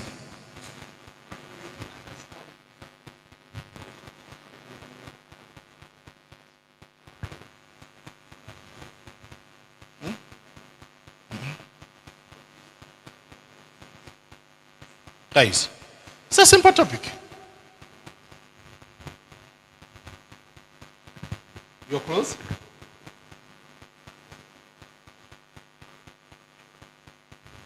Prof, you want to help us? Yes. It's in regards to take all that. We talked about networking already. Yes, sir. Not yet. You want to die tomorrow? Huh? Eh? You're close in regards to that.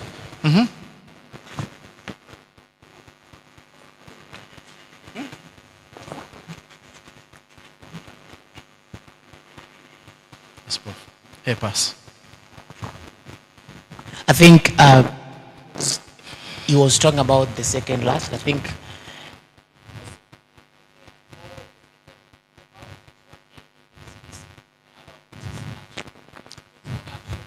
you're going nowhere. That is it. An action surrounds so many things. You get what I'm saying? You know, if someone hears the term action, they may think it's just action, taking action. But it involves in so many things which all of you guys that side you are saying. But like, how do you have an organized way of taking action? It's important. So you have to build systems which help you to take action. Because let me tell you, when you're collecting all this information, it becomes overwhelming. Have you ever realized someone over there, she talked about organizing information and cleaning information. Most of you guys, what you have done in life is like, you have so much information, but you don't know how to do what? To filter. You imagine now you're having a mentor, now they're giving information, I've learned already, now you don't know how to do what? And what was our last point, sir? Serving. Let me tell you guys, all of us, the moment you are successful enough, the only thing which is remaining is serving. You have to serve others because, let me tell you, all the information I've learned in this life, all the information I'm still learning, if I cannot come here and I share, I will not even learn more. Because any time when I stand in front of an audience, I'm learning. And all of us, we are learning together, guys. But that is a practice of what? Serving. Be committed to serve others. Be committed to help others. Be committed to support others. Be committed to show up for others. It doesn't matter how big it is. It doesn't matter how small it is. It doesn't matter how it is. Even if we are two people here, we would have learned. Beyond nations, guys. Serve. Those are what? 12.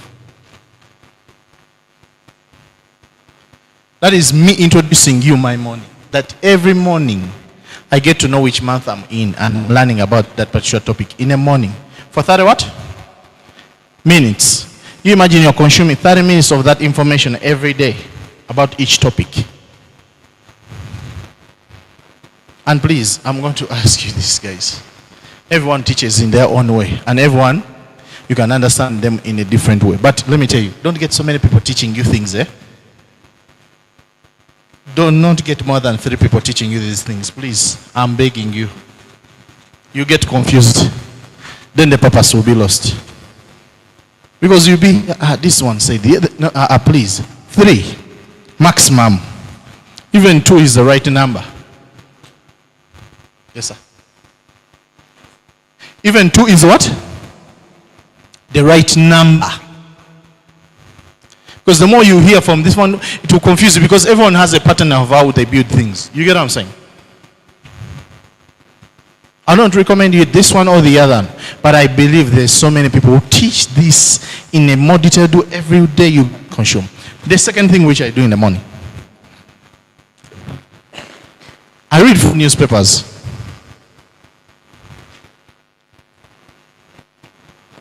Who can guess the 4 newspapers I read?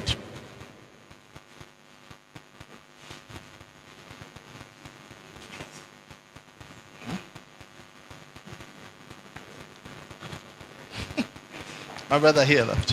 Who? Yes, tell me. My brother here can guess for me. We're joking about Bukede. What do you think? What are the 4 newspapers you think I read? I think about New Vision and the Daily Monitor. Okay. If I'm in Uganda, okay, I'll read. Press through New Vision, Daily Monitor, whatever it is. But let me tell you something.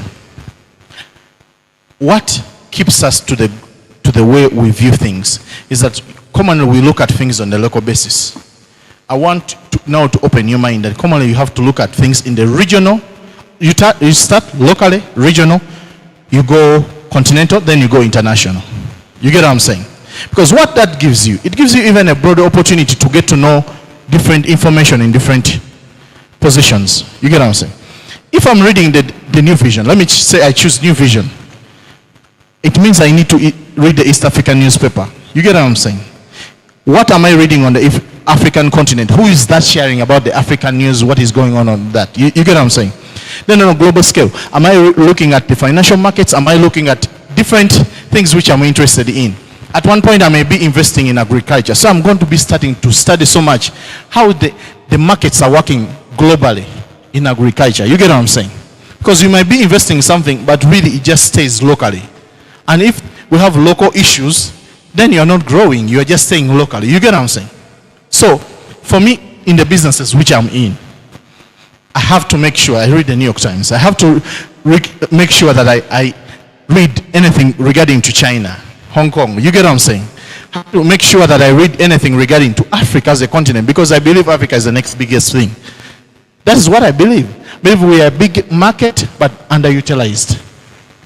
And how am I copying different opportunities, technology, and resources to put them in Africa? Like for me, I chose like this year and next year. I'm choosing to stay longer in Africa because why? For the longest time, I've been so much abroad. And by being here, even you learn so much. You know, you can never invest where you are not.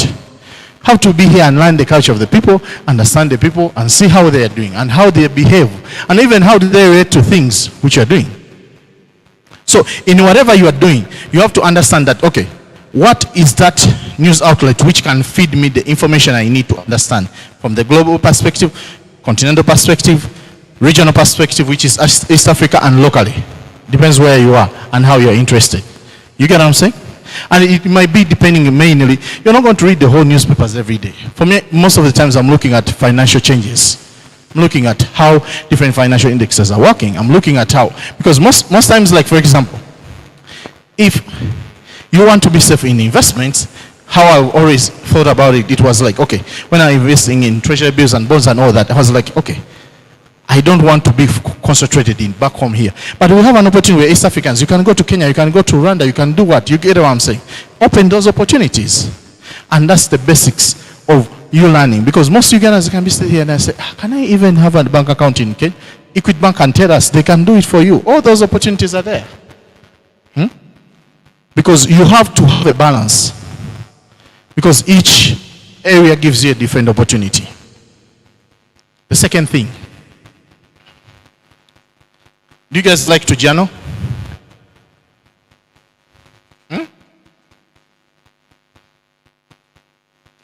You have to be willingly to write what is on your mind. Because imagine you have been educated, you have learned, you have studied. Then something is going to come to your inner spirit. Tell you, okay, this is the direction you should take. It has to be that 2-line sentence or something you have to write down.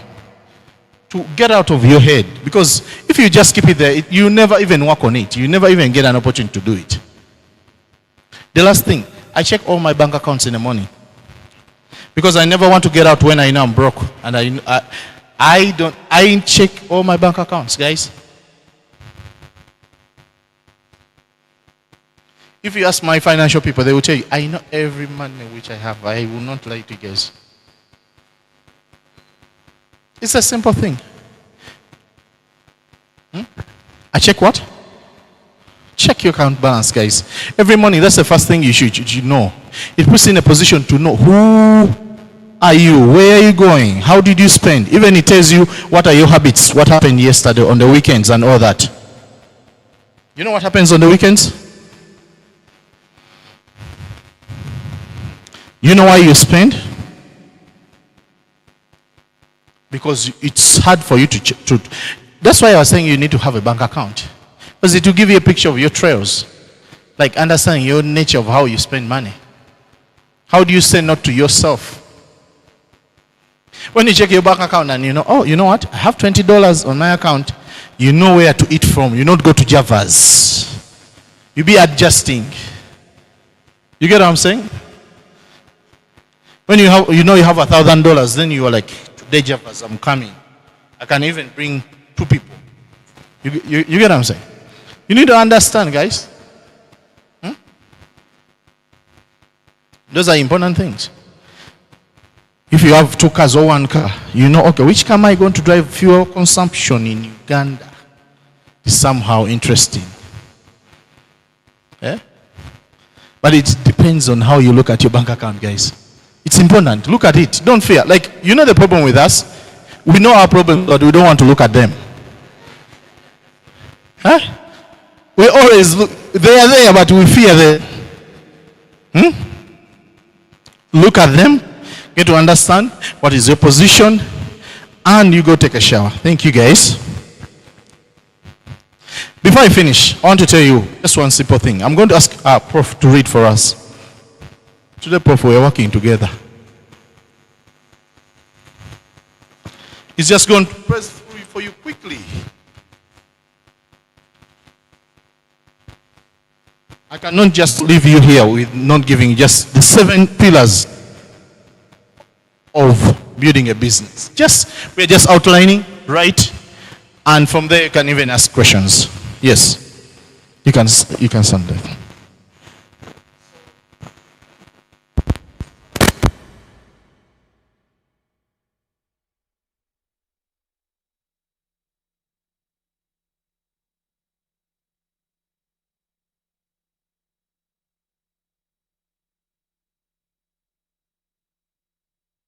The nation is facing and the world, and you focus on those real problems, not emergence problems, but those consistent real problems. Then number 2, you have to know your customers. What are the customers that you are solving the problems for? Because problems normally belong to particular customers. So fast.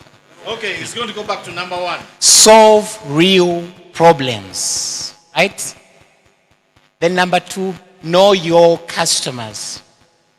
Know your customers. Then number 3, build systems that beat hard work. You need to have systems that beat hard work. So everything shouldn't just be all about hard work, but you should have systems around you that beat that cycle of hard work. Because let me tell you something, guys. Most of you, you're like, I'm working so hard, but you don't have a system. When you don't have a system, you don't know even the end result. Because you imagine you're putting on your effort, but you know, okay, if I get into contact, like for example, you booked a meeting from a meeting. Then there's a conversation. From that conversation, then there's a task which is going to be done. You want to meet, I do this, you do this. What is the next opportunity you have with this person? They can refer a client. Referring you the client, you see how hard you're working? Then you make sure, how are you working this guy to make sure that he refers you to someone? Then working that guy, he gives you business. Then how do you make sure that that business is done right? So that that person also becomes a reference to you back. It's a cycle. Work hard, but work with a system. Then number 4 is you need to make sure you have a proper cash flow, because cash flow is the king of the business. You need to make sure you have a proper cash flow. Let me tell you guys, most of us, we build businesses. And you have them there, interesting business, but they don't have a business. Because you know what, most of the time, I have a business, looking at that business. And you know, we are like, okay, if we borrow like 3 billion, we put it in this car business, how is it going to work? Then we sat down and realized, you cannot just get 3 billion and put it in the car business. Because it's also you have to understand how does the car business work. How long is the turnaround when you sell the car? Are you working on high-end cars or are you working on mid-sized cars which people can buy 20 million, 25 million, 30 million, 50 million? You get what I'm saying? So you need to understand where are you going to focus mostly. Then we go to understand, okay, you cannot go high-end if you want to have a steady liquidity.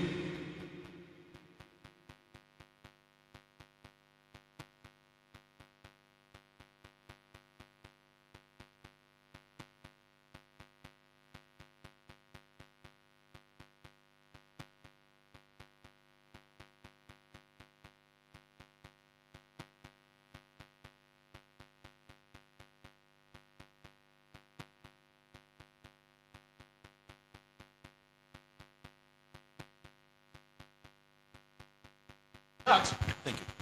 With that gives me a clarity of understanding the nature of the people I'm dealing with. In Uganda, you see, most apartments which have issues are the where someone is renting and they're paying $200, $300. No one in Uganda, even, let me tell you, you won't have your renters and you want people to be in them. Have a mentality of affordable housing. Someone willing to pay $100. Anyone in this room will be at least call an auntie and give them $100. You get what I'm saying? But it's so rare for someone to give you 1 million. You get what I'm saying? So when you're also doing your business, you need to look back and say, okay, what is the culture and nature of Ugandans? Most Ugandans, they check, okay, diesel. They think about diesel. I never think about that. I drive a car because of diesel. In Africa, diesel is cheaper. Somewhere where you go somewhere, petrol is cheaper. So you see, people look at those terms. So you have to be carrying the same mentality of the people where you live, because that determines your cash flow. Even, for example, to car business, I need to make sure of those people in that region. If someone I know they cannot earn more than $1 million shillings a month, why am I willing to sell a car of 500 million? How many people can buy a car of 500 million? How many people are willing to buy a car of 1 billion in this room? But how many people are willing to buy a car of 50 million in this room?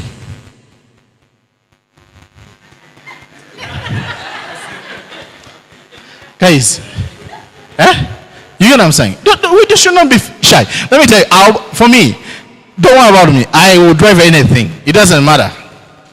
Because I know I can afford anything which I want. That is understanding your fullness.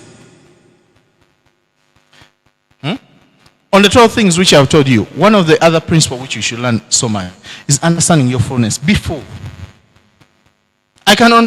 you find me on the border B, you find me in any car, because I know I can get anything which I want. I no longer have to be proved to that you cannot get it, you cannot. No, I can get it. I know that.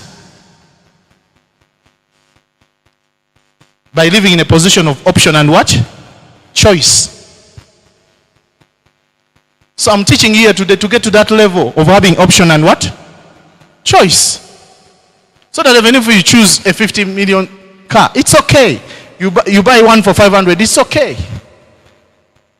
But you have to understand, to the point of business, is that you have to understand the nature of the people where you're living and where you are. You get what I'm saying? Because if I ask you for a ride and then you start panicking, he has asked me for a ride. He knows I'll drive a Subaru. Don't fear. I'll enter. If I know my identity and I know myself. You get what I'm saying? So, talking about cash flows, it brings us back. Understand the culture and the nature of the people you are dealing with, and how they earn and how their liquidity works. If I have someone earning 2 million, 3 million, 4 million as an average, I'm not going to be selling to them cars of more than 50 million. I'll be with a lot full of cars and no one will ever buy. They'll buy after 6 months, 12 months. And business is driven by cash flow. I want, even if I make 2 million on each car, it's okay. Even if I make 2 million on each plot of land I sell, it's okay. I don't want to be having an estate which I've cut and I'm selling plots and they're not moving because I want to make 20, 50. I used to carry that mentality until when I realized that cash flow is king on everything. Yes, Prof. Right. The third last is you need to build the right team. You need to build the right team to make sure you have speedy execution. And the second last one, you need to learn how sales operate and function. Okay. Sales is a science. Since when I started talking to you, I've been selling to you. You don't know what I'm selling to you. Not so? Do you think since when I started talking to you, I was not selling to you? Huh? Huh? I was selling. What do you think I was selling? You are selling knowledge and expertise. So that when I come and charge you $1,000 an hour, you don't ask me why. You know I'm an expert. You get what I'm saying, guys? Sales is part of our life. You have to be selling. Leave alone just selling you to be an expert that I have positioned myself to be known for that. But even the other people I work with, I can't do anything. You never know why I called back Equity Bank here to speak.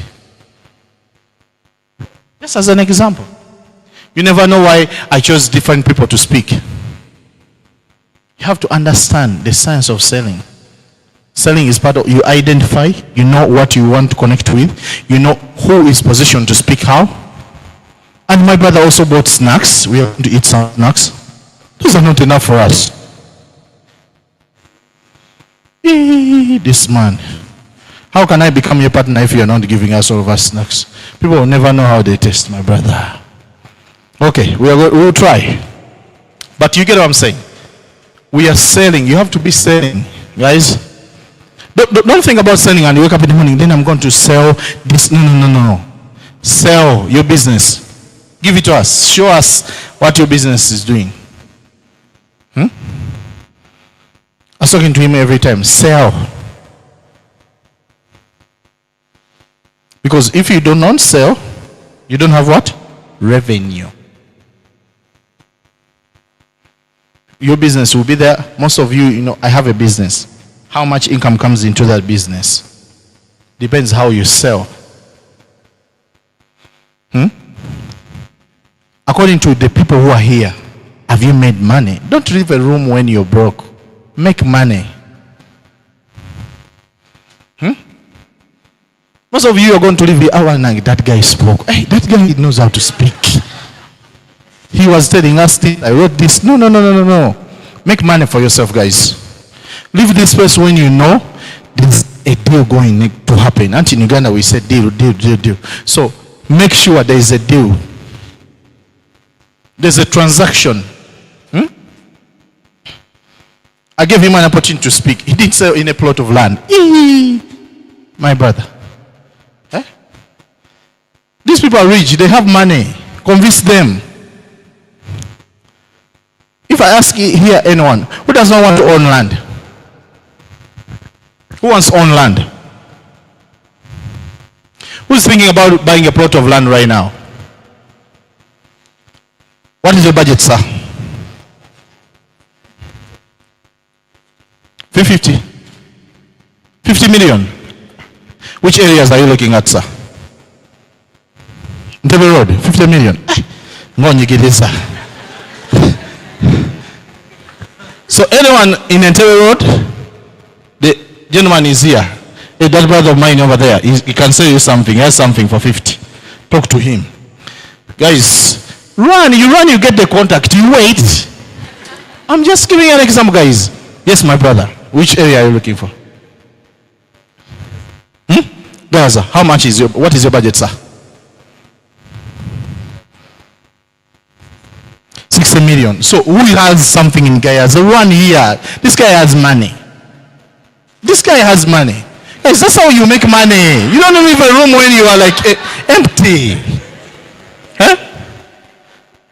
Guys, that's how you say, for you are going to think, I met a guy, then the guy was thinking about, guys, now.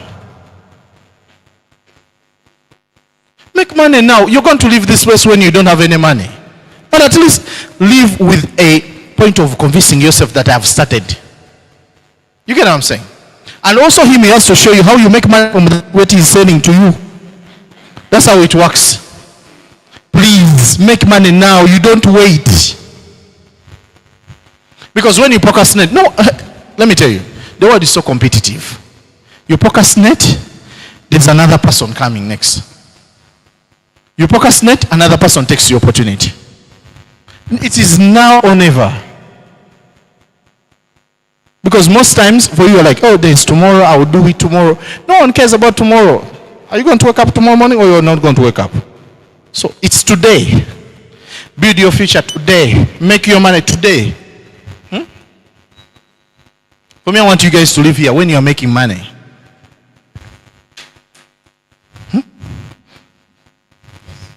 I want to get the first person who gets here and they want to sell something. Come here. The first one. Hey, these two. Okay. You come. Why are you going back? Opportunity is here. I'm giving 1 minute. Sell. If you're out there and you want to write a book, from fiction to non-fiction, graphic novels, picture books, anything that you want to share with the world, I'm your person. We'll take it as far as bookstores in Nairobi, bookstores in Kampala, bookstores in the US, and any bookstore in the world through our partnerships with different distributors. Let me help this brother of mine before you clap your hands. Guys, who wants to write a book? You want to write a book?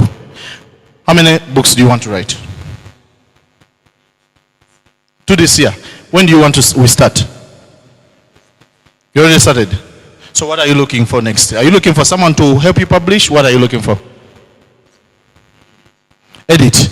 So that's how you get the business. You don't tell them, we do this, do this, do this. Everyone knows what you do. Ask, who wants to this? This is what I do. Come. So that's your guy. Yes, my brother. Good evening. Good evening, everyone. Gerard Lubakene is my name. I am a human resource professional as well as a career diplomat at IOY. That is an international organization of youth. Yeah. So I'm under the mentorship of Patrick Loch Otieno Lumumba, Nairobi, Kenya. So, yes, so strategy. Culture kills strategy. Culture kills strategy. Eats strategy for lunch. And an organization can never rise above the quality of its people. That's why I'm here for you as a recruitment consultant. I also I work with an organization, an NGO, as a recruitment firm. Yes. You see my brother here? He can help you recruit anyone. So who's looking for people to recruit? That's it. He's not, I do an organization. That is not the business we're here to get, my brother. That will be off topic. That will come later. What do you want from us? Yes. Since all of us here, we are starting up something, entrepreneurs, and we are starting up organizations. So if you need people with the right quality, aligning to the culture that he was talking of, the person is here for you to help align the culture and have the quality people in your organization. Yeah, so we have an organization, it's called GED. Yeah, GED. So if you are looking to hire anyone, yes. Go through GED. Yes, exactly. Thank you. Thank you. You see, guys, that's how it's simple. You know what happens most times, eh? Let me tell you. Do not go into other details. Come direct to the point. Most times the direct way makes you get there faster than you thinking about, I'm going to take a shortcut. You get what I'm saying? Because if he told us he helps me to hire him, he may have talked about an organization and I don't like it. Then I will not give you an opportunity. What you need from me is to come to you, you give me that, I work with you. Then from there, you see how am I natured? Would I be willing to hear more from you? Or my purpose to connect with you is to get the people who I need get from you. You get what I'm saying? That is selling. You sell direct. Don't make, because you have to build the confidence of what you are selling. If you do not build the confidence of what you're selling, you can never sell. And anyone you get in front of is your buyer, is the person needing what you're selling. Or they have someone who wants from you something from you. You get what I'm saying? That's the way to go. Yes, you finished my point. The last one says, learn every moment and every day. That's it. I want you guys to be willing to learn every moment and every day. Do we agree, guys? How many minutes are we left with Mr. Paul, please? So that I can give an opportunity to people to do what? To ask questions. Yes. Prof, you said you do what? Learn every moment and learn every day. Guys, if you want to do well with the information I've given you here today, those who have a place where you work, or those who have like community groups, or those who have like a family, go share, teach. Teach what I've taught you. I'm telling you, it will leave you different. But if you just leave it in your books, it will not help you. You ask how many notes you used to write when you're in school. You remember any? But you can only remember what you are teaching others. So I'm asking you, go teach what? Others. Make it as a commitment before end of the next week. Teach others. I'm asking you for that, please. Yes. Those who have questions, pass the microphone, please. 5 minutes, so we have questions. Yes, Keith, help me with the microphone. You have questions.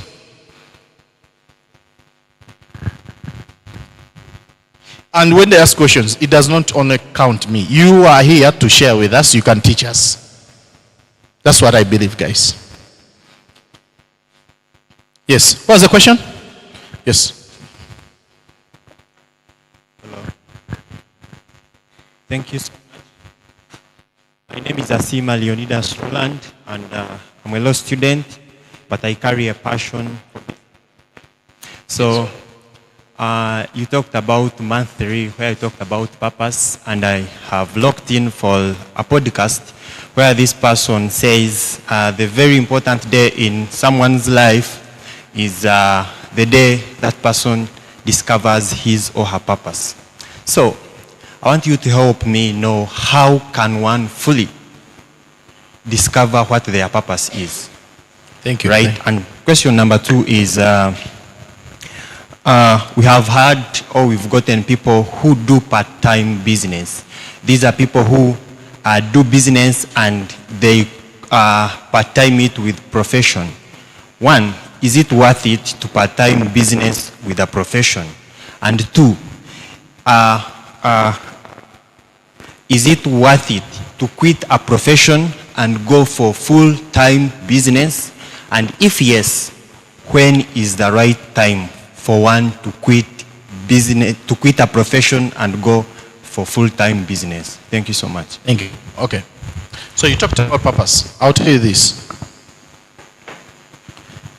You saw the principles which I gave you first before we reach purpose. It was like you need to really figure out your identity as a person. Because through the identity, it gives a clear path to purpose. Because if you identify yourself that these are the resources I have, it's easily for you. Because what other people, like for example, commonly I gave an example like someone having a house, 7 beds and all that. That was a common example. But in reality, it is okay if you build your 7-bedroom house. But is it your purpose? Is it something which is to be utilizing to the potential of what you're having? Are you having that big of a family? Because in you finding your purpose, it starts from understanding that you do not just look at things in a prestige way. Like some of us, you'll be able, I'm going to put on black shoes because I want everyone to see me that I'm putting on black shoes. You get what I'm saying? So you are just driven by that direction. But if you find purpose, like why am I going to wear sneakers? Because I can be able to walk away, to move around, to do what? You get what I'm saying? It's from the functionality of an identity. You get me clear? Like, you can only find your purpose within you is by understanding the functionality of your identity. And how broadly do you want to expand it? And how valuable do you want to see yourself growing? There are people who are great speakers, but they never want to come in front of you and speak. And they're there. Because they have not seen themselves that by speaking it can be driven to their purpose of growth. So, it all resides from the identity which you have as a person. And how do you want to see yourself going. And how you want to be perceived in life. That is the first question you ask yourself, your inner person side. Through that, it's so easy to build your purpose as a person. And to find purpose of why even you learn what you're learning, why even you are here. You get what I'm saying? The other thing which we talked about of leaving your full-time commitment job and you're going to do business. Yes, you're going to reach a time and you can do that. But I want you to evaluate. Don't be just a weak person who is like, oh my God, my boss is pushing me now because I started a business which is making me 50K, I'm quitting. No, don't, please. You're lying to yourself. I can only allow you to quit if you have a clear vision of that business. I can only allow you to quit if your resources from that business cover your livable cost. You get what I'm saying? It covers what? Your livable cost. And what is that? Because when you have a business which has a system, you understand how your business cash flows. And so, if I have a business which cash flows, let me say I earn 2 million. And now my business is able to cash flow. I've seen the cycle of a year. You have to learn cycles because you can quit in January and you expect in September it's going to be still making the same money. You may have your business in January doing 4 million. You reach September, it does 700,000. And you quit your job 2 months ago. What happens? Start getting into what? Debt. You start stressing yourself. Because there was no purpose of, you did not learn the cycles of the business even you are in. You have to understand the cash flows of the business you are in, into its cycles, before you quit. You get what I'm saying? For me, when I started my healthcare business, I used to be still working as a banker.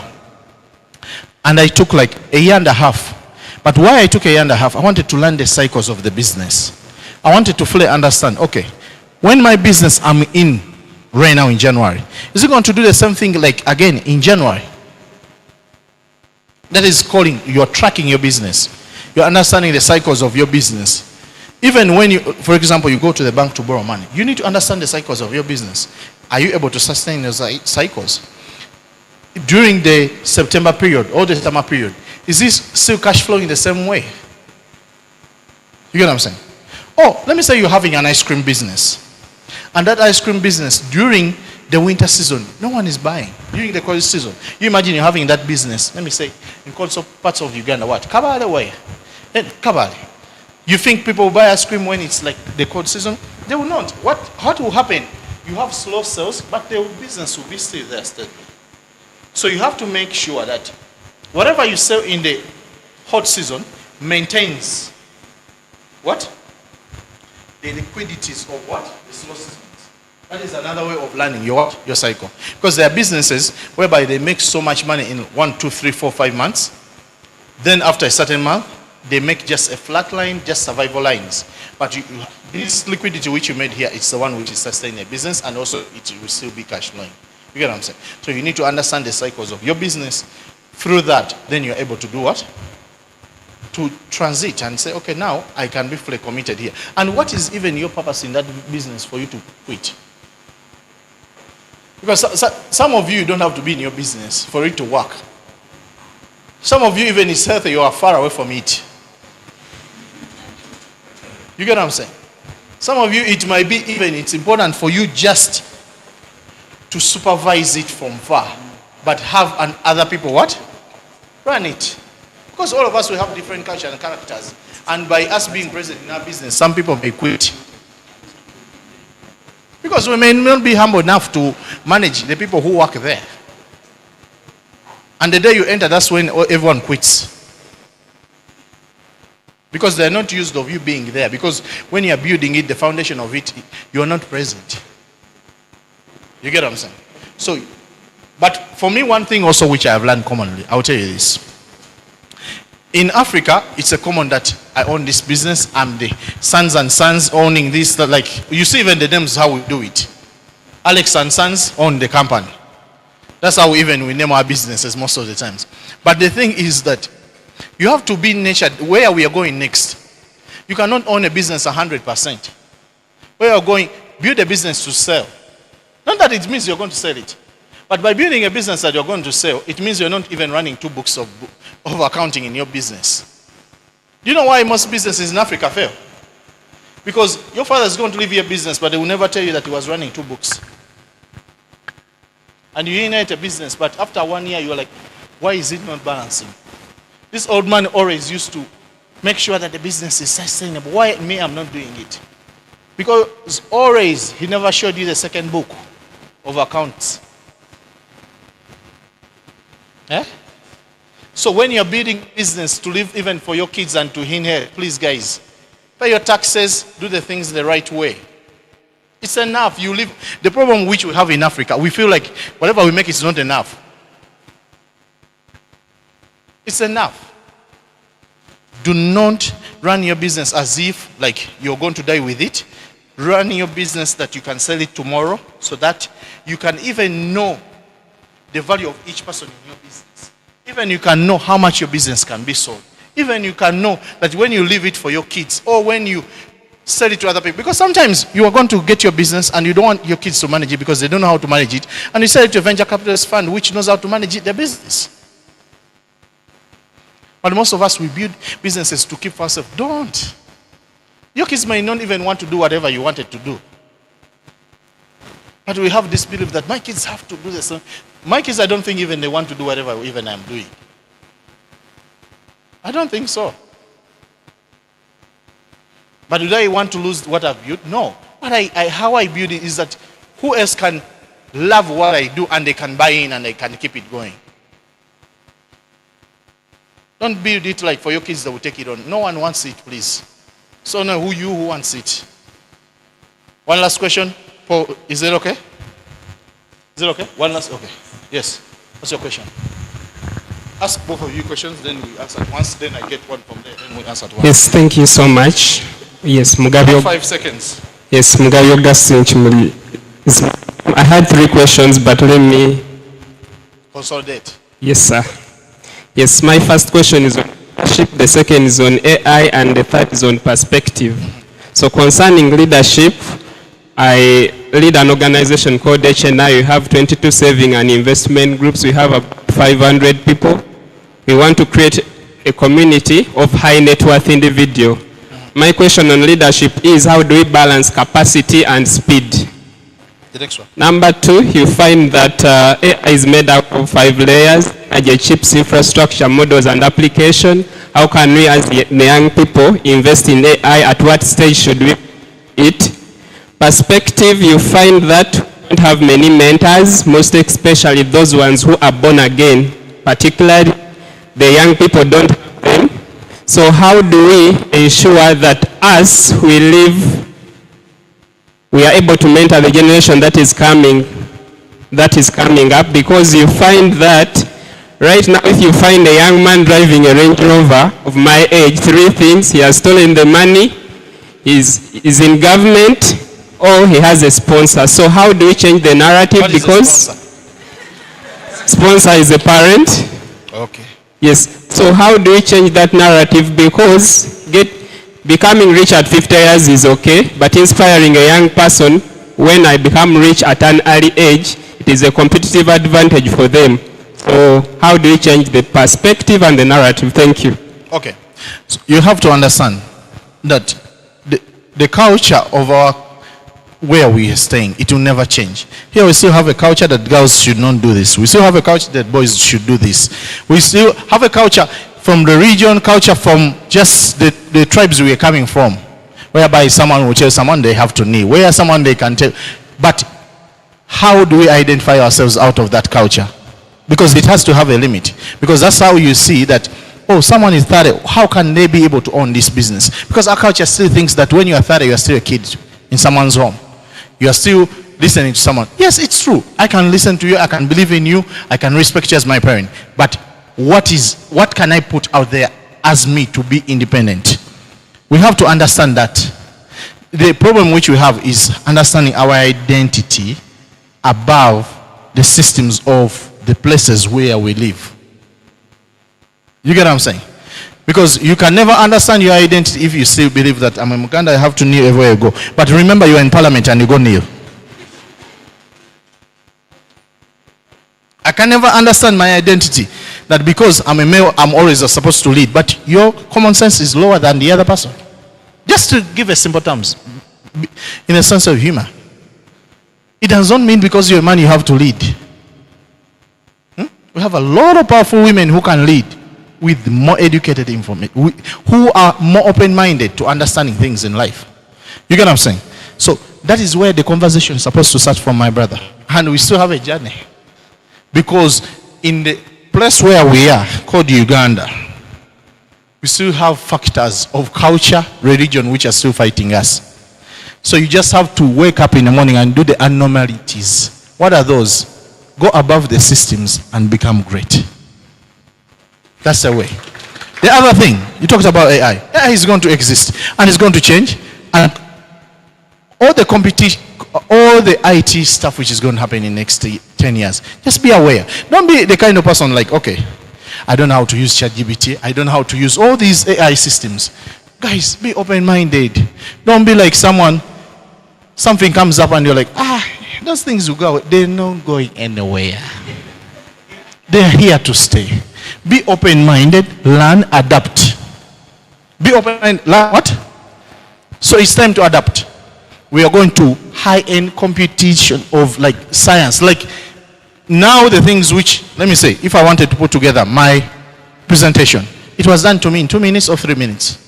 I may have typed my ideas, my points, then I put in AI, then it said, arrange it this way, do this. So, adapt. Because the time you take to compete with others, others are using different technology to compete you out of business. You had another thing. What was your question? Quickly, briefly. How to balance speed and capacity. How? To balance speed at the same time growing balance the speed team. and capacity, you need to understand one thing. How are you built? Because most of you can take over something which is beyond you. And you are not at that level already. It's simple. Understand at what capacity are you, who are the supporting systems you, and how can you build beyond that, and how can you continuously build using that. Because most times, my brother here may want to do like 10 things, but he's just one individual. He needs to know that by doing 10 things, these are other 10 people help him to do better beyond what he thinks he can achieve. You have your question. Just say it. Hello. Because I have to give a lady also to give. You know, that's a culture now again. Yes. I'm Godwin Igwale. Please. Mm-hmm. I'm Godwin Igwale, a physiotherapist and a social child safety advocate. Yes, my question is something that really is in our communities and people are going through every day. There is something called uprooting, where you find that you start something and before it starts yielding, you start something else. In a system where you sprout, but you don't want to blossom. Yes. So this is something that I've faced personally, where you've seen a young person in a year, he can start like 10 businesses. Like after this one failing, he goes to the next. And then you reach to a point where purpose is frustrated.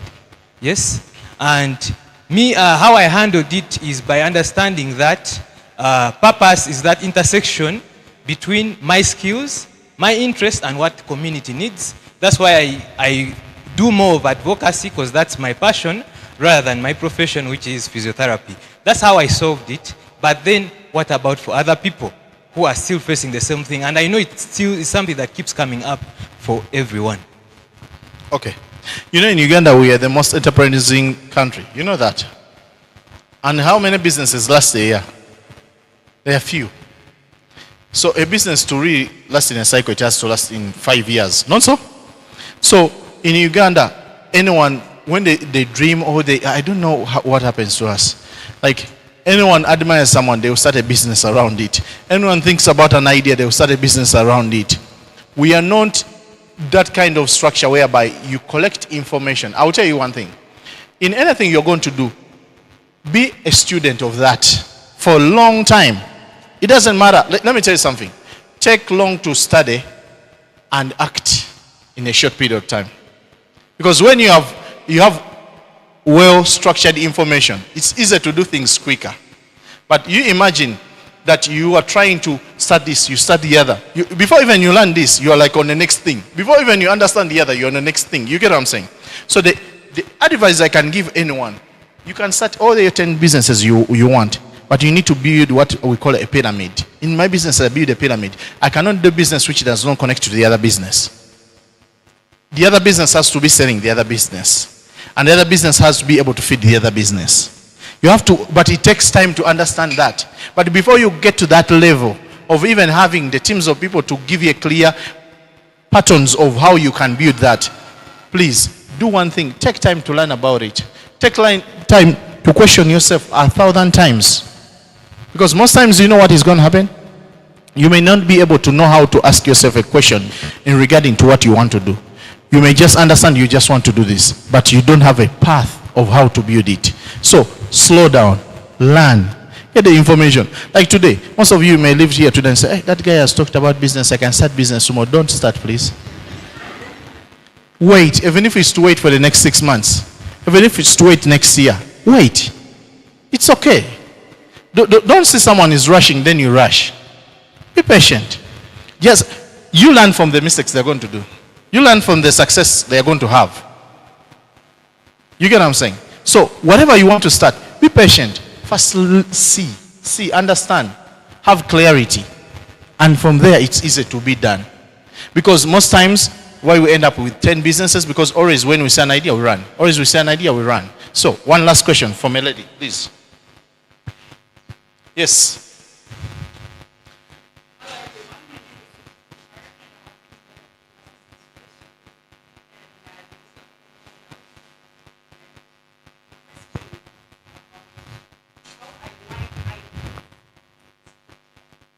How you do what? Ideas with a strategy. So, I think I'm very audible enough. I'm a Sunday school teacher, so I'm very audible. Yes. So I'm in a position whereby the founder is able to bring ideas, new ideas every day and then and now. Thinks of an idea, let's do that. Let's do that. Now I need to make it into a plan so that we have one going after the other and it's able to reconnect again.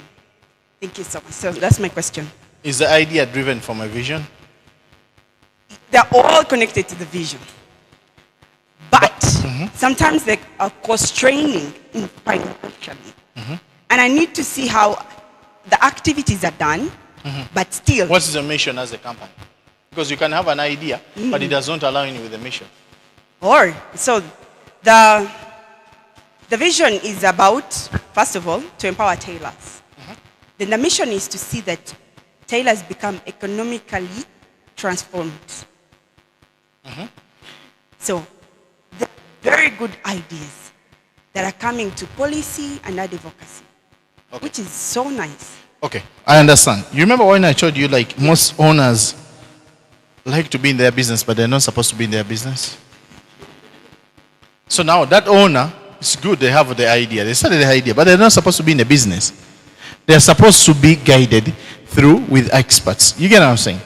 You can have a good vision and a good mission of what even you're trying to do. And you have even the liquidity to start that business. But at one point, you need to listen to experts to give you counsel of how you insert more of the vision into what?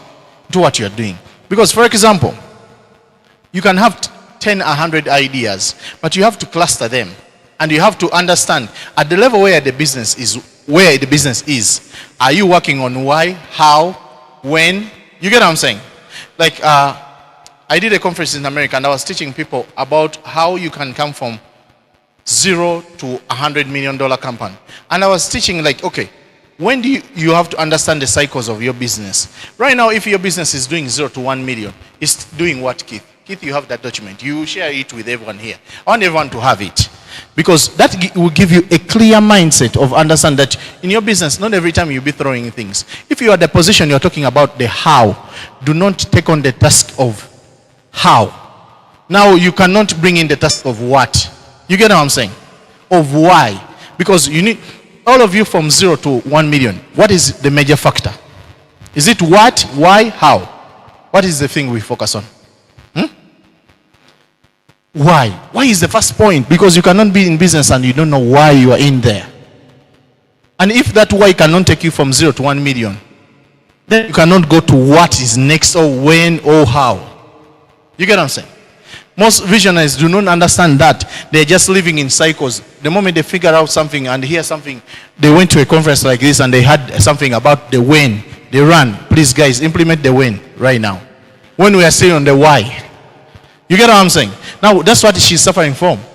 The visionary bear is always like going, hearing things, and it's like, oh, now we are doing the what. When even we are still on the why, on how, on what. You get what I'm saying? So, please make sure that everyone gets it, please. You share it with Paul, and everyone makes sure they have it. Yes, the last question. My name is Namakoza Joan.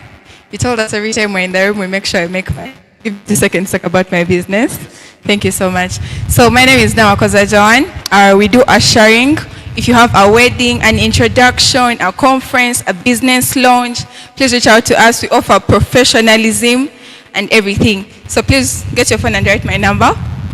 07599, yes, for business. 0759907 Again, some of you are not writing. 0759907 So my question. Thank you so much for the session, firstly. So, if there is that one thing you would want to live with our 20-year-old, and maybe they'll never get to see you again. I'm 22. Yeah. And maybe they'll never get to see you again. What's that one thing you would want them to stay with, at least from this particular thing? Thank you so much, sir. Okay. What's the wedding soon? What's the birthday party?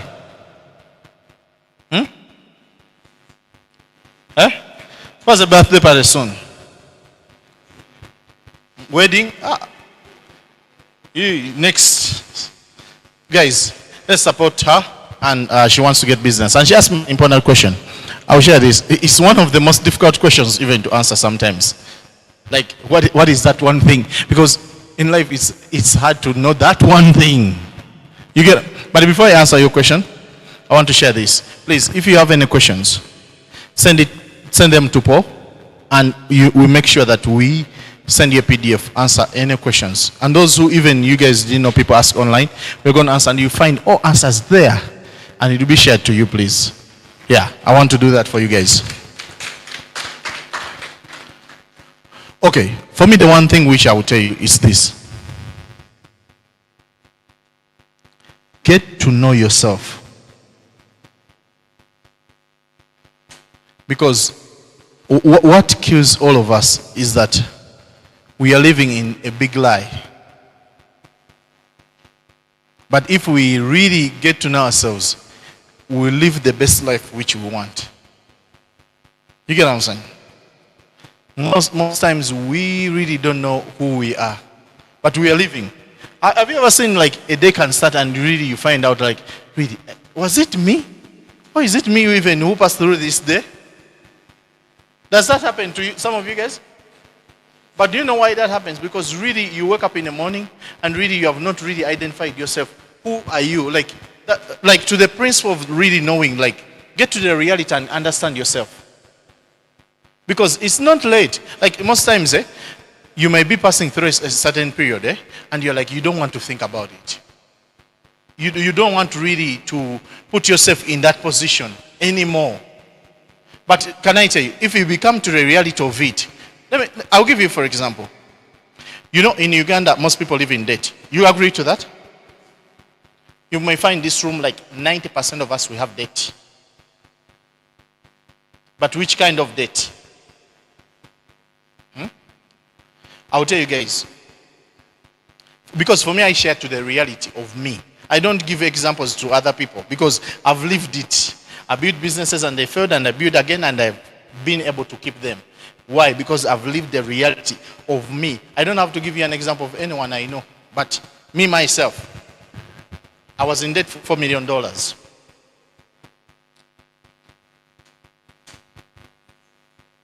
But you know the first thing which I did? I got to understand who is me right now. I'm in debt for what? That was the reality at that point. But most of you not getting the reality that you're in debt of 1 million shillings. And then you start hiding. Some of you start that side because the person who you have to pay is this side. The one thing for me which I realized, the first thing why I am giving this point to her, is that by knowing in the position where you are, and you get to understand that at one point you were in this, and I want to assure you, everyone, that whatever big the situation is, you can get out of it. But the first principle is knowing who you are. Is coming to the reality and say, you know what? Yes, I borrowed money from you, but the truth, I'm not going to be able to pay it back. But the truth, I can plan and pay it back to you. That is the truth. Because most of us, we are going to be there and you lie to yourself and you start hiding, you change cars, you do what? No. We come to the reality. The truth, my heart is willing to pay you even today. But my resources cannot afford it. You get what I'm saying is, even if it's the bank, it's what? Let me tell you something. Even if the bank comes and takes everything, you will do it again as long as you stay alive. But by staying alive, you should not die. Because most of you, when they take away things from you, you die. You are normally living, but you died long time ago. Even if anyone takes anything from you, just know from today that you have to stay alive inside you. The things can go, but you can make, because you are the creator of it. That is my last message to you guys. Don't fear anything. You are in debt, you are in what issue, any issue you have, it will end. The way today, it was morning, now it's evening. And then you develop to the principle of like, don't close the day without making money, guys. Never see the sun come out and the sun gets dark and you have not made money. Don't do that. Guys, the moment is 7 a.m. Before it goes to 7 p.m., make money. Because whatever you dream about, whatever you want, you have to have money, guys. Don't steal people's money. Make your money. That is my message to you. Believe in yourself. God is supporting you and God believes in you. But it's you to be part in action to what God is believing for you to become. I'm just asking you, and I want to pray for you. At least they should allow me to do that for you guys. Because for me, I'm a believer. I will not fear talking about Jesus anywhere I go. You give me business, you don't give me business, I'll talk about Jesus in a good way.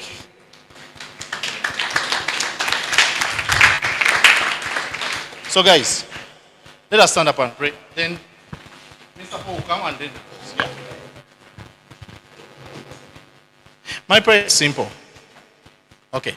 Lord Father, I want to thank you for everyone who is in this room, that they have showed up for themselves. They didn't send anyone to represent. Physically they are here. So by your grace and mercy, bless them through knowledge and understanding. Because even they have feared you, so you bless them with knowledge, oh Lord Father. Guide them with the right people to pass. Guide them with the right connections. Guide them with the right language of their tongue to speak to people who can give them opportunities to opportunities come their way, oh Lord God. Guide them and bless them and give them wisdom in all paths, on all directions, oh Lord God. Even above to their understanding. I know some of them, they have heard things, but there are those things they have never heard and can take them to places. Make sure that their ears are alert and open to understand those things, so that if they enter those rooms, they will be able to hear before other people hear. Able to see before other people see. That you open them to see beyond their vision today and see the far and far and far where they can get. Bless them in Jesus' name I pray. Amen.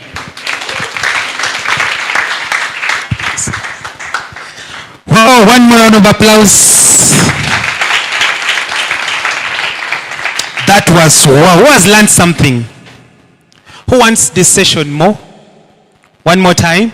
Are you sure? Okay, enroll for next step mentorship program. Here. Scan for that QR code. The QR code is on the screen. Please scan and we shall have it one more.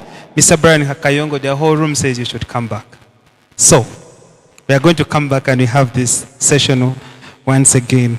Thank you so much, guys. Two things and we get out of here. Number one, I want to emphasize, please, let's enroll for the mentorship program. We have over 15 facilitators and we have given you a discount today. So please, the QR code is up. And if you don't have your phone is off, please go behind. Somebody has a QR code there and they will be able to help you. Please get in touch with Equity. Get in touch with Equity. They have amazing products. They have talked about it. And they will help you with financing and the rest of other things. But also they will help you in the discipline of keeping money. Because some of us have challenges, not because financial challenges, not because we don't have access to money, but simply we don't know how to keep the money. So the bank helps you in that line of financial literacy. I was having a conversation with them a few minutes ago and we are planning on something that will be able to help you. If you want to partner with us or volunteer in any way possible, please, still the QR code is going to be broadcasted. I don't know what the media team, but you go behind the QR codes, please go and scan and you'll be able to either be a mentor or volunteer in any of our programs and we shall be able to work together.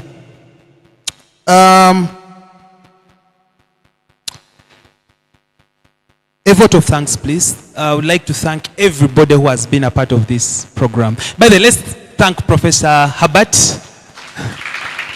Thank you so much. How many of you guys know about JBI University? You know about it? Please go and look for it. And by the way, our Father Apostle Grace Ulwega is the Vice Chancellor of that university. So please, Chancellor, Vice Chancellor? Chancellor, yes. So please go and reach out, look out for them and enroll for any course. Have management courses, business courses and many others. So reach out to them. I would like to thank the entire team, beginning with the media team. Those guys have been so amazing. So many things have been happening in the background. You saw the sound. Let's thank them. Headed by Stanley. Stanley, thank you so much. We are grateful and humbled. We want to thank, there's a gentleman I want to thank, this guy. This gentleman, that guy. He has been in charge of all graphics. We have had over 20 flyers that have gone out and that's the guy behind it. Thank you so much. Several. I would like to thank Faith and Kathy, our MCs. Thank you very much. Thank you for the work that you have done. There is another lady. Where is Sonia? Where is she? She's one of those, she doesn't want to be at the front, but thank you so much. She has been one of those people who has supported us in the background. Our volunteers for today, the ushers and many others, where are they? Please, I want us to have a photo shoot in a few minutes with our visitors and we go. I would also like to thank, there is another gentleman called Barasa. Where is he? Samuel. Yes, that guy. Thank you so much. You see those videos, the clips of Mr. Brian Kayongo and Dr. Natalie has been, he's been the one behind all that. So let's thank him. Thank you so much, Sevo. And I would like to thank Mr. Abdu. He's one of those support systems that I have behind. Thank you so much, sir. By the way, he is a life coach certified at that. He's a trainer, professional trainer. So if you have any program or anything else, please reach out to him. He will be available. And all our partners, World Technologies, I don't know what happened. They didn't make it today, but one of those people that have enabled this program to happen. And of course, Equity Bank and many others who have been a part of this. Thank you so much. So I want us to have, as Future Den, we love appreciating the people that you work with. So we have a few things we would like to hand over to our facilitators of the day. That's Mr. Brian Kayongo and Professor Herbert. By the way, you know those people that they are not in front, but they are supporting from behind.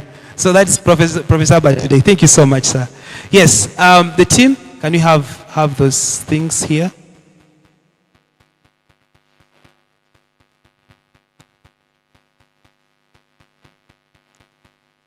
Thank you. Let me welcome Mr. Brian. Just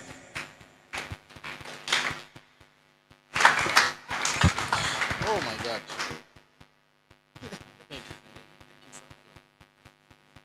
and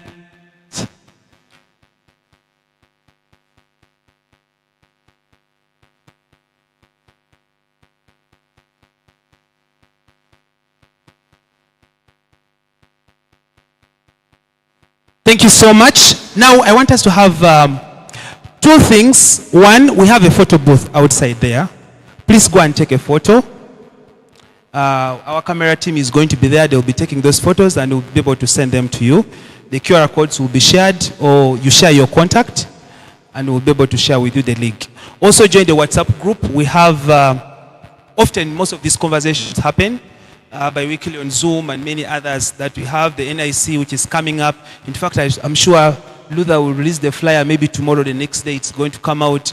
Then you'll get to know about it, and many other programs. Even the updates about the mentorship programs are going to be shared in those in that WhatsApp group. So please join, and we'll be sharing with you the update. Then secondly, we want to get to know from you how this session has been.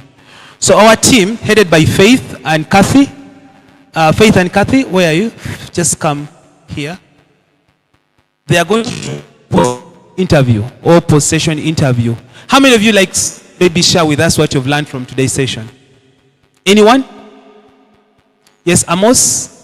Yes, please. Can you just come here? So we just come here. Whoever wants to take an interview with us shall edit it very well and post it in many other platforms if you're not camera shy. So, any other person?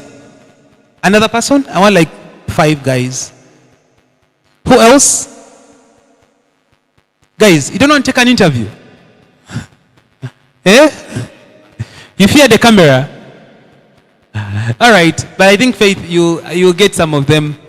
You come in front here and take those photos. So we are going to take photos. I don't know whether our cameras are ready. Where is our media team?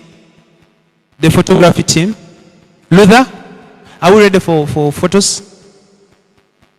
Yes, here. But guys, thank you so much. The room is still full. Up to now, I think it's 8 p.m. Thank you so much, guys, for being with us from 3 up to now. Thank you. It means that the session has been very powerful. Yes, we are going.